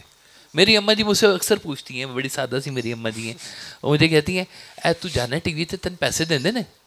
میں کہ نہیں اماں جی پیسے نہیں دیتے مجھے. پھر کیوں تو جانا ہے؟ میں کہ جی پیسے مجھے کہیں اور سے مل جاتے ہیں, اور مجھے مل جاتے ہیں. تو اللہ تعالیٰ نے پیسوں کا نظام اور رکھا ہوا ہے. نیکی بدی کا تعلق ہر چیز کے پیسوں کے ساتھ نہیں ہے. یہ جن لوگوں کو باہر جانے کا شوق پڑا ہوا ہے نا, وہ لوگ شاید ہار رہے ہیں, اور یہ ہار اور یہ جو سفوکیشن ہے یہ بھی ہم لوگ ہی پھیلا رہے ہیں, اور کوئی نہیں پھیلا رہا. کہ کیا غریب آج سے نا کچھ عرصہ پہلے تک میرے باپ دادا والے جو دور ہے, آپ کو پتہ ہے سارے غریب ہوتے تھے, تھوڑے سے لوگ تھے جن کے پاس گاڑیاں تھیں. پورے لاہور شہر کے اندر اگر گنتی کی جائے نا تو 8 سے 10 گاڑیاں ہوتی تھی, اس حد تک گاڑی کوئی نہیں تھی. یہ جس شہر میں آپ بیٹھے ہوئے اسلام آباد, یہ آج سے تقریباً کچھ 40 سال پہلے یہاں پر گدھا بھی نہیں پھرتا تھا. آج یہاں پہ اربوں روپے کے پلاٹ بن گئے ہوئے. یہاں پہ غریب ماں باپ کی آپ اولادیں آئی ہوئی ہیں ساری, کس چیز کا آپ لوگوں کو بخار چڑھا ہوا ہے؟ محنت کریں, اپنا سکون سے زندگی گزارے. مالک نے امیر کرنا ہوگا تو کر دے گا, اس میں ٹینشن لینے والی کون سی بات ہے؟ اگر آپ ٹینشن میں بیٹھے رہیں گے, یہ نا ہوس ہوتی ہے آپ کی اندر سے, اور لوگوں کو دیکھ کے وہ کہتے ہیں اس کا منہ لال دیکھ کے میں نے چپیڑے مار کے اپنا منہ لال کر لیا, خود لال نہیں ہو رہا. تو نصیب کا نا کبھی بھی تقابلی جائزہ نہیں ہو سکتا. یہ بات نا ایک پکی لکھ کے رکھ لے کہ ڈیسٹنی جو ہے نا وہ کبھی بھی کمپیریبل نہیں ہو سکتی, کہ اس کی ڈیسٹنی اور میری ڈیسٹنی یہ کبھی کمپیئر ہوگی نہیں ہوگی. مجھے اللہ نے اور خصوصیت دی ہے, ان کو اور خصوصیت دی ہے. اللہ نے آپ کو کسی اور خصوصیت کے ساتھ نوازا ہے, اس لیے اس کی پہچان کریں. اور وہ پہچان سرکار ایسا کہتے تھے کہ جس دن تمہیں تمہاری اس صفت کے بارے میں پتہ چل گیا جو اللہ نے تمہیں مخصوص دی ہے, اس دن کے بعد سے تمہارا رزق کا مسئلہ ختم ہو جائے گا. سبحان اللہ. ہم وہ صفت نہیں ڈھونڈ رہے اپنے اندر کی کہ اللہ نے وہ صفت ہمیں کون سی دی ہے. اب بس ایک ایسے نہ ہوا سی چلتی ہے. جب میں نے بی کام میں جب کیا تو ایک ہوا چل پڑی, M B A marketing, finance, marketing, فلانا, یہ او ساری دنیا ایم بی اے کرنے لگی ہوئی تھی. اور پھر اس کے بعد ہوا چلی آئی ٹی, ایک ایسے ہوا سی چلتی, سارے لگتا ہے ادھر ہی جا رہے ہیں نہیں کہ جی گھر میں بیٹھے بیٹھے پیسے مل رہے ہیں, آن لائن کام. او بھائی نہیں ہے سب کا نصیب ایک جیسا, گھوڑے گدھے میں فرق رہے گا, ہمیشہ رہے گا. کس نے کہا تھا؟ تم نے کہا تھا نا ابھی آج فکرہ سنایا تھا. کس نے سنایا تھا؟ کہ وہ ہاں اس نے نوجوان نے, سرکار بھائی صاحب کا فکرہ تھا کہ محنت سے گدھا اچھا گدھا بن سکتا ہے, گھوڑا نہیں بن سکتا. ابھی گھوڑے کا نصیب ہے کہ وہ گھوڑا ہے, لیکن جو آپ ہیں آپ اس میں اچھے بن سکتے ہیں. اچھا ہونا اچھا ہے, برا ہونا برا ہے, چاہے جدھر بھی ہو. اس لیے یہ جو لوگ پھیلا رہے ہیں نا کہ انارکی قسم کی, یہ ہے نہیں, فیکچوئل نہیں ہے. میں آپ کو بتاؤں ہم لوگ بہت اچھے رہ رہے ہیں, ہمارے گاؤں کی زندگیاں بہت اچھی ہو گئی ہیں آج سے 40 سال پہلے کی نسبت. میں اسی گاؤں سے آیا ہوں, خوشاب کی شہر, چھوٹے سے گھر میں, ہمارا گھر آج بھی موجود ہے. وہیں پہ میں نے دیکھا کہ میرے دادا ابو وہیں پہ رہا کرتے تھے, میری دادی اماں وہاں پہ بچوں کو قرآن پڑھایا کرتی تھی. چھوٹا سا گھر تھا, چھوٹی سی زندگی تھی, خوش تھے لوگ. دوڑ سے باہر نکل کے اپنے آپ کا ذرا انالیسس کرو, کیا ہے زندگی, کیا ہے ہم, کیوں ہے یہ, تو پھر پتہ چلے گا کہ کیا ہے. باہر بھی کچھ نہیں ہے تو اندر بھی کچھ نہیں ہے. اور باہر کی دنیا میں جا کے دیکھیں, پیسے تو شاید مل جاتے ہیں, اب باقی بہت کچھ وہ لاس بھی کرتے ہیں اپنا. آپ نے گفتگو کا آغاز فارگیونیس سے کیا, لیکن ناقابل معافی شخص جس نے آپ کی زندگی کو ہر طرح سے برباد کرنے کی کوشش کی ہو, اسے کیسے معاف کریں؟ معاف کرنے کے لیے بھی تو ہمت چاہیے. لیکن آپ شروع کریں پھر بیچ میں بھی آؤں. لیکن ہر کسی میں یہ ہمت بھی تو نہیں ہوتی. سوال بڑا معاف کرنا نہیں, معاف کرنا بڑا مشکل ہوتا ہے جی, یہ اس میں کوئی شک نہیں ہے. میں اکثر کہا کرتا ہوں بزدل لوگوں کا کام نہیں ہے, بزدل لوگ دور رہیں اس کام سے. معاف کرنا بہت بڑا کام ہوتا ہے, معاف کرنا. اور اس سے بڑا ایک اور کام ہوتا ہے, معافی مانگنا. وہ اس سے بھی بڑا طاقتور کام ہوتا ہے. یہ جیسے وہ لکھا ہوتا ہے نا کہ کمزور دل حضرات یہ فلم نہ دیکھیں. تو میرا مشورہ ہے کمزور دل حضرات یہ والا کھیل نہ کھیلیں. یہ بہت طاقت چاہیے اس کے لیے, کسی کو معاف کرنے کے لیے. اور صرف ایک ہی طریقہ ہے, صرف ایک ہی طریقہ ہے کہ اگر آپ کسی کو معاف کر سکتے ہیں, اگر خشیت اللہ ہے آپ کے پاس, اللہ کا خوف ہے آپ کے پاس, اور کوئی طریقہ نہیں ہے کہ آپ معاف کر سکتے ہیں. اگر آپ حساب لینا چاہتے ہیں کہ اس نے میرے ساتھ یہ کیا, میں نے حساب لینا ہے تو حساب دینے کے لیے بھی تیار ہو جائیں. اگر آپ اس کو اللہ کے حوالے کرنا چاہتے ہیں تو آپ بہت اچھے طریقے پہ رہ جائیں گے. اللہ بہت ہی اچھا انصاف کرنے والا ہے. وہ آپ کو اسی دنیا میں بھی دکھا دیتا ہے, وہ آپ کو اس دنیا میں بھی دکھائے گا, اور یہ بات اگنور نہیں ہوگی. جرم چھپ سکتا ہے, گناہ نہیں چھپ سکتا, کیونکہ گناہ کے دیکھنے والا وہ ہے. بھری پڑی عدالتیں ہے نا جی, ہمارے سرکاری افسر بیٹھے ہوئے, جب تک پکڑا نہ جائے وہ مجرم نہیں ہے. نکل گیا تو نکل گیا, قابو آ گیا تو مجرم. لیکن گناہ آپ نے چھپ کے کمرے میں بھی کیا ہوا ہے اور سمجھا ہوا ہے کہ کوئی نہیں دیکھ رہا, پر وہ تو دیکھ رہا ہے, وہاں کاؤنٹ ہو جاتا ہے. یہ سب سے بڑا فرق ہوتا ہے مجرم کا اور گناہ گار کا. جو فرق ہوتا ہے کہ اللہ تعالیٰ یہ نہیں اگنور کر سکتا. تو جو آپ کے ساتھ زیادتی کر رہا ہے, یہ کیسے ہو سکتا ہے کہ اللہ نظر انداز کر رہا ہوگا اسے؟ مسجد ٹا دے, مندر ٹا دے جو کچھ ٹہندا, پر کسے دا دل نہ ٹاویں, رب دلاں وچ رہندا. او بھائی, جو لوگوں کے دل توڑنے والے, غور کر لیں, یہ اللہ کے گھر کو وہ توڑ رہے ہوتے ہیں. اللہ کیسے ان کو معاف کرے گا؟ تو اگر آپ چھوڑ دینا تو وہ بہت بڑا منصف ہے, معاف کرنے والا ہے. یہ بڑے دل سے میں بات کر رہا ہوں کہ معاف اگر آپ کر دیں گے نا معاف, تو وہ آپ کو یہیں پر ہی اس کا بدلہ بھی دے دے گا. وہاں تو دے گا ہی دے گا, یہاں پر بھی آپ کو بدلہ دے دے گا. آپ کو اس کی شکل میں کچھ ایسی خیر کہیں سے مل جائے گی کہ بس میں آپ کو مثال نہیں اس کی دے سکتا, لیکن مشکل کام ہے.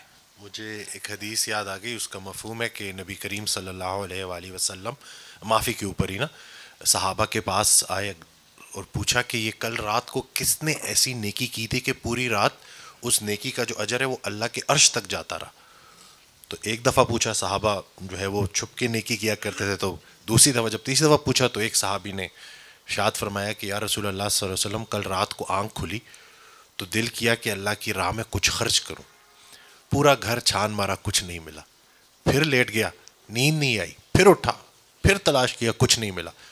تو کچھ نہیں سوجی, بس میں نے وضو کیا اور 2 رکعت نماز پڑھی اور میں نے اللہ سے دعا کی کہ یا اللہ, جس نے بھی میرے ساتھ زیادتی کی میں نے تیری رضا کے لیے اس سب کو معاف کر دیا. تو نبی کریم صلی اللہ علیہ وسلم نے کہا کہ بہت بڑی نیکی. تو وہ اب آپ دیکھ لینا کہ جہاں یہ جو بات ہے نا کہ جہاں جہاں آپ کو کوئی موقع دے رہا ہے, بڑے سے بڑا گناہ بھی نا اللہ کے فضل سے بڑا نہیں ہے. جب تک توبہ کا دروازہ کھلا ہے کسی کو گناہ گار مت کہو. ہمیں نہیں پتہ کہ وہ کل کو کوئی ایسا عمل ایسا کر جائے کہ اس کی وہ معافی قبول ہو جائے. ہم نے بھی تو اللہ سے معافی مانگنی ہے نا, تو معاف کر دو, معاف کر دیے جاؤ گے. مشکل ہے لیکن انشاءاللہ اللہ توفیق دے. تو میں نے ایک ویڈیو دیکھی, وہ بڑی یوٹیوب پہ موجود ہے, آپ لوگ سرچ کیجئے گا, کہ میرے خیال سے امریکہ میں کوئی جوان بیٹے کو نا وہ اس کے کسی نے قتل کر دیا, اور وہ جس نے قتل کیا تھا وہ بھی نوجوان لڑکا تھا. تو اس میں وہ عدالت کی وہ ساری ہے کہ وہ جو باپ تھا وہ مسلمان تھا جس کے بیٹے کو اس نے ناحق جو ہے نا وہ شہید کر دیا تھا, مار دیا تھا. تو اس نے اس کو گلے لگایا اور کہا کہ میں جس دین کا ماننے والا ہوں میں تمہیں اللہ کی رضا کے لیے معاف کرتا ہوں. تم نے غصے میں ایک عمل کیا. تو وہ جو وہاں پہ ساری جیوری تھی, جو سب تھے نا, وہ سب اس کو دیکھ کے رو رہے, اور وہ ایسا لگ رہا تھا کہ شاید زندگی میں پہلی دفعہ انہوں نے یہ سب کچھ ہوتا ہے دیکھا ہے. تو وہ ویڈیو آپ لوگ دیکھیے گا کہ یہ بس جب جو انسان اللہ کے ساتھ جڑ جاتا ہے نا, اور جتنا اللہ کے قریب ہو جاتا ہے, اس کے لیے وہ جو ستم ہے نا وہ بھی کرم بن جاتا ہے, اور وہ پھر دل سے معاف کرتا ہے. اور اصل میں سبزہ کاشم محمد صاحب نے بھی یہی بات مجھے سمجھائی تھی کہ دوسرے کو معاف نہیں کرنا, خود کو معاف کرنا. عمل دوسرے کا ہوتا ہے, اذیت ہماری زندگی میں رہتی ہے, اور جب تک وہ ہمارے اندر سے گلہ نہیں نکلتا ہم اذیت میں رہتے ہیں. تو اگر ہم دل سے دوسرے کو معاف کر دیتے ہیں, اصل میں ہم خود کو معاف کر دیتے ہیں. کوئی سوال؟ یہ یہاں پر کوشچن.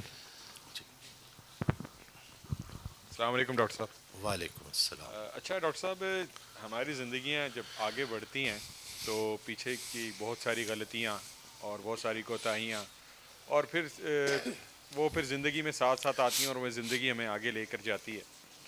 تو ایک وقت آتا ہے کہ ہمیں پچھتاوا ہوتا ہے پچھلی زندگی کا, اور وہ غلطیاں ہم ٹھیک تو نہیں کر سکتے، لیکن سب سے بڑا مسئلہ یہ ہوتا ہے جب وہاں سے ہم پلٹنا چاہتے ہیں تو وہ سب سے مشکل عمل ہوتا ہے، بہت تکلیف دہ ہوتا ہے، اور خوف دلاتا ہے کہ یار اب یہاں سے واپس جاؤں گا تو یہ یہاں تک سفر جو کیا یہ سب ضائع ہو جائے گا، اور واپس جاؤں گا تو نقصان بھی اٹھانا پڑے گا. تو اس خوف کو کیسے ختم کیا جائے، اس پہ سرکار واصف صاحب کیا فرماتے ہیں؟ کیا طریقہ ایسا ہو کہ واپسی کا سفر بھی شروع ہو، صحیح سمت میں سفر شروع ہو، اور پچھلے نقصانات سے بھی ہم بچ جائیں؟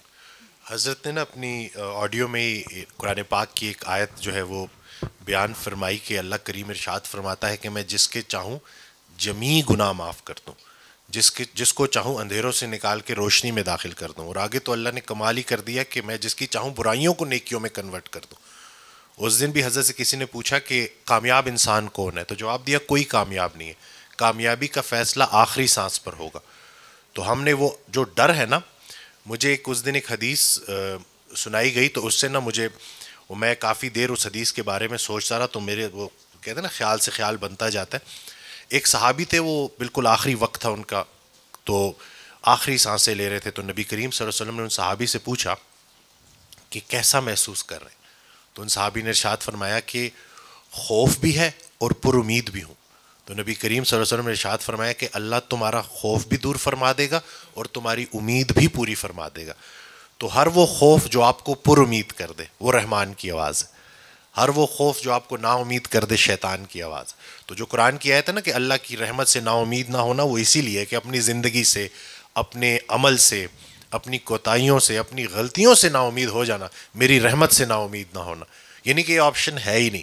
تو اگر ہم وہ ایک حضرت سے جو ہے نا ایک وہ صاحب نے پوچھا کہ توبہ کرتا ہوں پھر گناہ کر لیتا ہوں، تو سرکار نے بڑا پیارا جواب دیا کہ جب گناہ کرتے ہوئے شرمندہ نہیں ہوتے تو توبہ کرتے ہوئے کیوں شرمندہ ہوتے؟ توبہ اتنی کثرت سے ہونی چاہیے کہ اگر موت آئے تو حالت توبہ میں آئے، حالت گناہ میں نہ آئے. تو وہ تو اللہ کریم نے جب ہمیں یہ آپشن دے دیا ہے کہ ایک صدقے دل سے، اور سرکار کا کیا فکرہ ہے کہ اللہ کریم کو یہ فکرہ بڑا پسند ہے کہ غلطی ہو گئی معافی دے دے، آئندہ نہیں کروں گا. تو انسان ہے اگر وہ غلطی دوبارہ کرتا بھی ہے تو دوبارہ سے رجوع کرے. انسان کی قسمت اس بار بار بدلتی ہے جتنی دفعہ وہ رجوع کرتا ہے، تو وہ رجوع قائم رہنا چاہیے. تو بالکل ایک دفعہ نا وہ ایک صاحب نے سرکار والے صاحب سے سوال کیا کہ جی میں ایک سرکاری افسر تھا اور میں نے اپنے دور میں بہت رشوت لی ہے اور ڈھیر پیسے میں نے کمائے، اب ریٹائر ہو چکا ہوں اور مجھے پتہ بھی نہیں، یاد بھی نہیں کہ میں نے کس کس سے پیسے لیے ہیں، اور اب میں واپس بھی نہیں کر سکتا انہیں، پتہ نہیں کہاں ہیں کدھر ہیں. خیال آتا ہے کہ بڑی غلطی میں نے کی ہے، تو اب میں کیا کروں؟ تو آپ نے کہا کہ تم آج کے بعد فیصلہ کر لو کہ اپنے پیسوں میں غریب لوگوں کی مدد کرو گے. آج کے بعد فیصلہ کر لو. یعنی کہ اللہ کی رحمت تو اتنی وسیع ہے کہ آج بھی اگر آپ فیصلہ کر لینا کہ میں نے آج کے دن توبہ کی ہے، سرکار ویسا فرماتے ہیں کہ 80 سال کا گناہ ایک کلمہ پڑھنے سے بھی آپ کا جو ہے وہ ختم ہو جاتا ہے. 80 سال کے گناہ، 80 سال کا کفر ایک کلمہ پڑھنے سے ختم ہو جاتا ہے. وہ ایک سیکٹری صاحب تھے، مجھے یاد ہے، تو اب وہ ریٹائر ہو چکے ہوئے تھے، ایج تھی ان کی 65 کے قریب.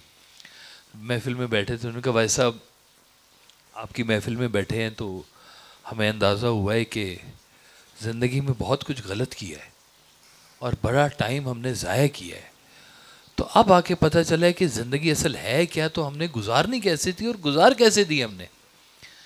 تو آپ نے فرمایا کہ اچھا تم کہہ رہے ہو کہ آدھی سے زیادہ شب غم کٹ بھی چکی ہے، وہ ہم تو کہہ رہے ہیں کہ اب بھی آ جاؤ تو یہ رات بڑی ہے. واہ سبحان اللہ، واہ واہ.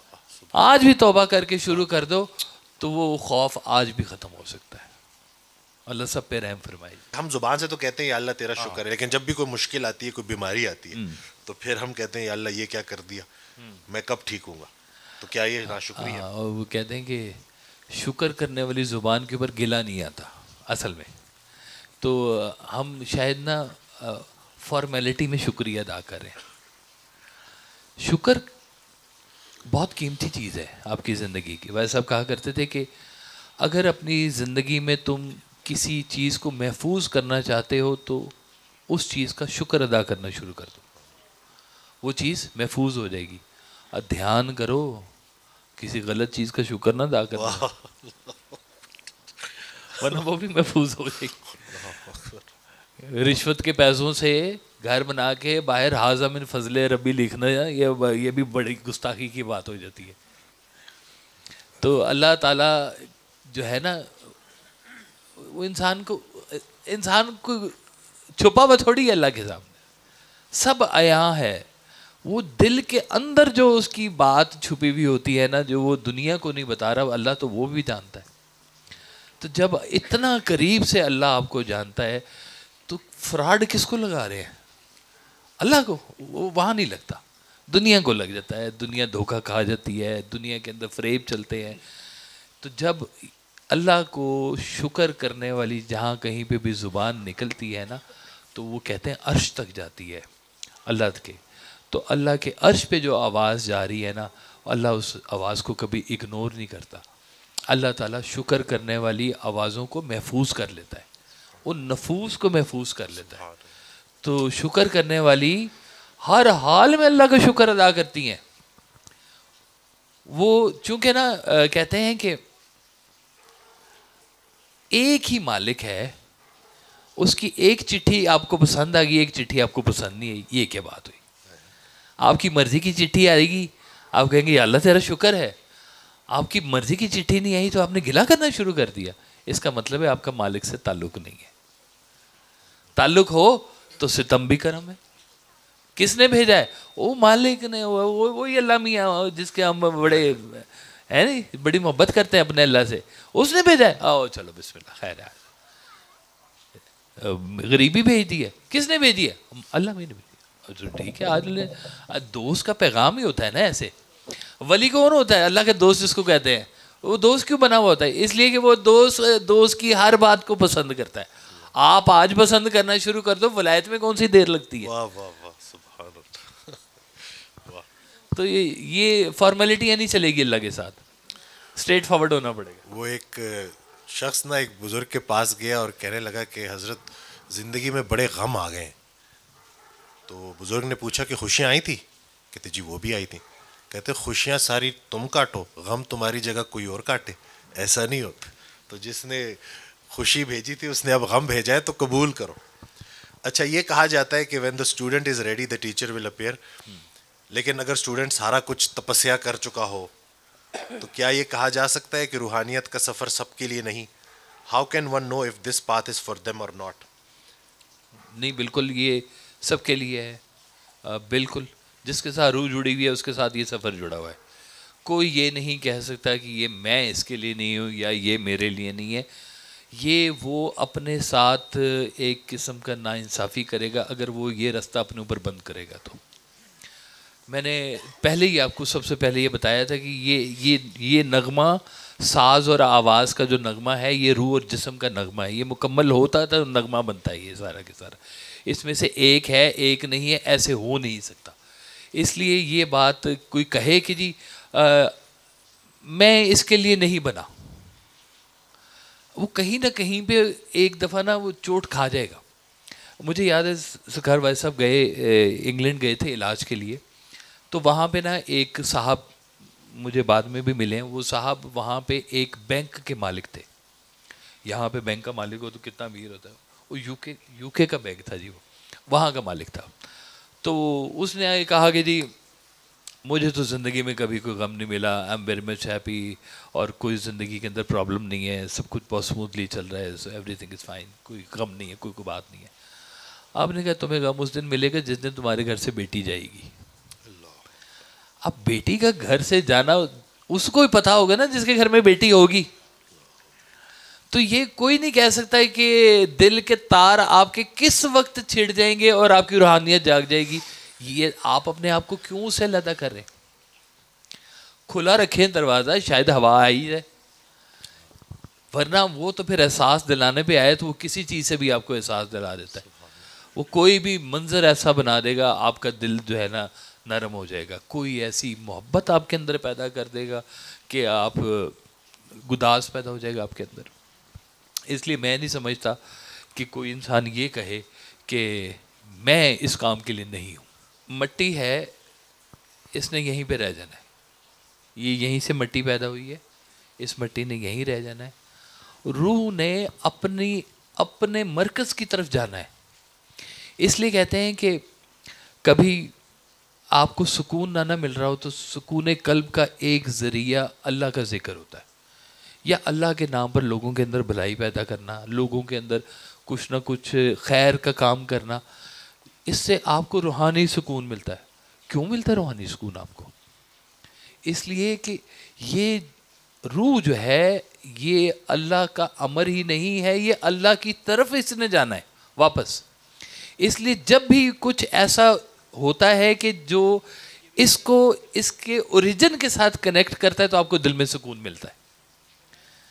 اس کا اوریجن یہ نہیں ہے روح کا, اس کا اوریجن اوپر ہے اللہ کے پاس.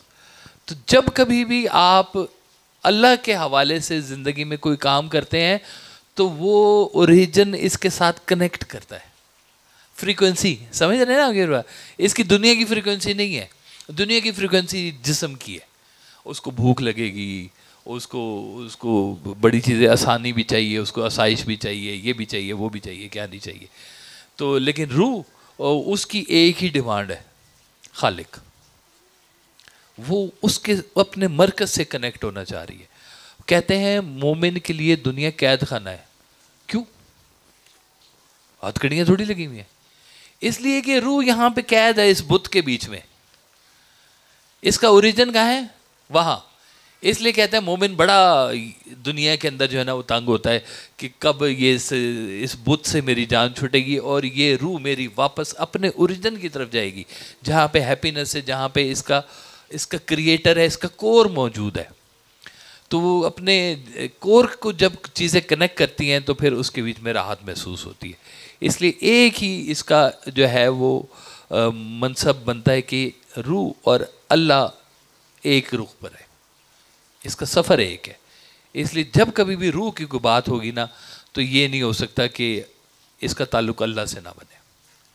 میرے پاس ایک سوال ہے, یہ اس کا تھوڑا جواب, کیونکہ مجھے سوال بڑا اچھا لگا تو میں کافی اس سے ریلیٹ کر رہا ہوں. کافی ہو گئے ڈاکٹر 10 بجے. اچھا بس. السلام علیکم. سرکار سے ایک دلی تعلق ہے, لیکن اگر زندگی میں کوئی زندہ بزرگ مل جائے اور وہ بھی اللہ کا راستہ بتائے تو کیا یہ سرکار سے تعلق توڑنا تو نہیں کہ کہیں ان سے وہ تعلق ختم نہ ہو جائے جو کہ ان سے ہے؟ کیا یہ ایک سیڑھی ہو سکتی ہے؟ حضرت کا ایک بڑا پیارا فکر ہے کہ میری بات تمہیں زیادہ سمجھ تب آئے گی جب تمہارا کسی بزرگ سے تعلق ہوگا. میرے جو دادا ابو اللہ ان کے درجات بلند فرمائے, وہ بڑے اللہ کے ولی, بہت میں نے ان کے اندر خیر دیکھی, لوگوں کی صلح کروانا, بڑے وہ اللہ کے لیے کام کرتے تھے. تو وہ ایک فکرہ نا, میں اپنے دوست سے چھوٹا تھا تو میں فون پہ نا لمبی لمبی وہ پی ٹی سی ایل پہ گپے لگا رہا ہوتا تھا, تو مجھے بیٹھ کے کہتے تھے بیٹا خیر الکلام ما کل ودل, بہترین بات وہ ہے جو مختصر ہو پر دلائل پر مبنی. اور سرکار کی آڈیو میں نے لگائی تو اس میں یہ فکر آیا کہ خیر الکلام ما کل ودل, تو میں نے ادھر ہی ریلیٹ کیا. اور میں یہ بالکل اس بات سے کہتا ہوں کہ اگر آپ کی لائف میں کوئی بزرگ ہے نا تو آپ کو حضرت واصف علی واصف رحمۃ اللہ علیہ کی بات زیادہ سمجھ آئے گی. یہ جو بزرگ ہوتے ہیں نا جی, یہ پتہ کیا کرتے ہیں, یہ آپ کو اس محفل میں بیٹھنے کے آداب سکھا دیتے ہیں جہاں پہ فیض مل رہا ہوتا ہے. ورنہ ہر کوئی اس محفل سے فیض نہیں لے سکتا. اس لیے ہر جگہ کے آداب ہوتے ہیں. کہیں پر بولنا ضروری ہے, کہیں پہ خاموش رہنا ضروری ہے. کہاں بولنا ہے, کہاں خاموش رہنا ہے, کسی نے تو سکھانا ہے آپ کو. تو اس لیے یہ بزرگوں کے جیسے کہہ لیں نا کہ رستہ تو سب کا ایک ہی ہے. وہ مولانا روم کا آپ نے مشہور واقعہ سنا ہوگا, تالاب والا, کہ وہ حضرت شاہ شمس تبریز آئے اور وہ پوچھا کہ یہ کیا ہے کتابیں. انہوں نے کہا جی یہ تمہیں سمجھ نہیں آئے گا, تم پتہ نہیں کون سے فقیر آ گئے ادھر. تو فقیر نے ساری کتابیں اٹھائیں اور تالاب میں پھینک دی. تو مولانا بڑا سٹ پٹائے کہ میری ساری زندگی کا علم جو ہے وہ تم نے ضائع کر دیا. تو درویش نے کہا وہ جو ضائع ہو جائے وہ علم کدھر سے آیا, یہ تو ضائع نہیں ہوتا. تو انہوں نے وہ کتاب میں ہاتھ ڈالا تالاب میں تو خوش کتابیں نکالی. تو مولانا روم نے کہا کہ یہ کیا ہے؟ تو انہوں نے کہا اب یہ تمہیں سمجھ نہیں آئے گا. تو اس کے بعد نا وہ پھر حضرت شاہ شمس تبریز ناراض ہو کے چلے گئے کہ مجھے تم نے صحیح طرح ویلکم نہیں کیا. تو مولانا روم کہتے ہیں کہ 5 साल 6 साल 7 साल उनको ढूंढते रहे, اور جب ملے نا تو اس وقت انہوں نے ایک کلام لکھا ہوا تھا حضرت شاہ شمس تبریز نے. وہ کلام تھا دم ہم دم علی علی. بہت بڑا کلام ہے, فارسی کا ہے, کبھی دیکھیے گا ذرا. تو مولانا روم نے کہا کہ جی اتنا بڑا کلام یہ آپ کو کہاں سے ملا؟ تو انہوں نے کہا مجھے باب العلم سے ملا. پھر انہوں نے اگلا سوال کیا یہ باب العلم کو کہاں سے ملا؟ انہوں نے کہا انہیں مدینہ العلم سے ملا. انہوں نے کہا اب یہ نہ پوچھ لینا مدینہ العلم کو کہاں سے ملا, انہیں ڈائریکٹ ملتا ہوتا ہے. تو یہ ساری نسبت جو ہے نا وہ جاتی ایک ہی طرف ہی ہے. تمام بزرگوں کی جو صحبت سنگت ہے وہ اسی رستے پہ جاتی ہے کہ آپ کی زندگی میں یہ جو اللہ کا رستہ ہے, یہ جو اس کی محبت ہے, یہ قائم ہو. کسی بزرگ کے ہو سکتا ہے طریقہ کسی کا ایسے ہو, کسی کا ویسے ہو, کسی کو بیٹھ کے کھلائے, کو کھڑا ہو کے کھلا دے, اتنا سے فرق ہوتا ہے. لیکن تربیت تو پھر ہر ایک اسٹوڈنٹ جو ہے نا, ہر ایک ٹیچر کے قابو نہیں نہ آتا, کسی کے قابو آ ہی جاتا پھر وہ. لیکن مقصد سب کا ایک ہی ہے کہ خیر آپ کے دل میں سے حشرات نکلیں. حضرت بابا بلے شاہ صاحب ہے نا, وہ کہتے ہیں یہ جو دل ہوتا ہے نا مومن کا دل, یہ مٹی کے چولہے جیسا ہوتا ہے. آپ لوگوں نے کسی نے مٹی کا چولہا دیکھا ہو نا, تو بنایا ہوتا تھا مٹی سے, اس کی لکڑیاں اس کے اندر جلائی جاتی ہیں. تو کہتے ہیں یہ جو مٹی کا چولہا ہے نا, یہ اگر بند بھی ہونا یعنی کہ آگ نہیں جل رہی تو بھی اس میں کیڑا نہیں آتا. وہ کیڑا اس لیے نہیں آتا, وہ کہتا ہے کہ آگ نہیں بھی ہے نا تو پتہ یہ ہے کہ اس کے بیچ میں حدت ضرور ہوگی. تو جس دل میں حدت ہوتی ہے نا اس میں پھر کیڑے نہیں آتے. اور یہ تمام بزرگ آپ کے دل کے کیڑے صاف کرتے ہیں بیسیکلی. وہ مٹی کا چولہا بناتے ہیں جس میں عشق محمد صلی اللہ علیہ وسلم کی حدت رہتی ہے. بس یہ اصل کہانی ہے, اور باقی تو سارا کھیل گیا ہے, آپ کو پتہ ہی ہے. وہ کہتے ہیں کہ تقدیر بدل جائے تو حاصل بھی ہے تقدیر, تقدیر بدل جائے تو حاصل بھی ہے تقدیر, آغاز کی پیشانی پہ انجام رقم ہے. ہم لوگ کل نہیں جانتے کل کیا ہے, ہمارے ذمہ ہے صحیح. اللہ تعالیٰ نے کہا ہے کہ آپ کو صحیح کے لیے, کوشش کے لیے پیدا کیا گیا. کوشش کا رخ ٹھیک ہونا یہ ضروری ہے آپ کے لیے. یہ ضروری نہیں ہے کہ اس کا انعام آپ کس شکل میں مانگ رہے ہیں. اگر آپ اس کو کہیں نا کہ پیسوں کی شکل میں جی, تو وہ میں نے ابھی بتایا کہ ہو سکتا ہے جی, ہم نے اسکول کالج میں تھے نا MBA میں, تو کہتے ہیں جی وہ جو بل گیٹ ہے نا وہ $10 کا نوٹ نہیں کبھی اٹھائے گا زمین سے. وہ کیوں نہیں اٹھائے گا؟ وہ کہ جتنی دیر میں اٹھائے گا وہ اپنے $100 کا نقصان کر لے گا. تو یہ اب نصیب کی بات ہے کہ اللہ تعالیٰ نے اس کو کیسے ایک ٹائم میں کہاں سے کہاں پہنچا دے. ابھی میں نے آپ کو وہ جانسن کی جس نے ڈکشنری لکھی تھی اس کی کہانی سنائی کہ کہاں سے غریبی سے شروع ہوا اور وہ دنیا کی سب سے بیسٹ سیلر بک اس کے پاس چلی گئی. JK ہاولنگ جو ہے وہ جس نے ہیری پاٹر لکھی ہے, وہ غریب سے کیفیٹیریا میں بیٹھ کے لکھی اس نے. اس کو نہیں پتا تھا کہ کل کو کیا ہونا ہے اس کے ساتھ, لیکن بات کہاں کی کہاں چلی جاتی ہے. کوشش کا رخ ٹھیک ہونا چاہیے, بس یہ پہلی بات. اللہ نے کہا کہ آپ کو کوشش کے لیے پیدا کیا گیا, کوشش کریں, روٹی کے لیے کوشش کریں, نیکی کے لیے کوشش کریں, اللہ کے رستے کے لیے کوشش کریں. اپنی کوشش کے چہرے کا رخ ٹھیک کریں, بس یہ آپ کے ذمہ ہے. اگلی چیز آپ کے ذمہ نہیں ہے کہ آپ کو اس کا ریوارڈ کتنا مل رہا ہے. آپ کو تھوڑی سی محنت سے, اور دیکھیں حضرت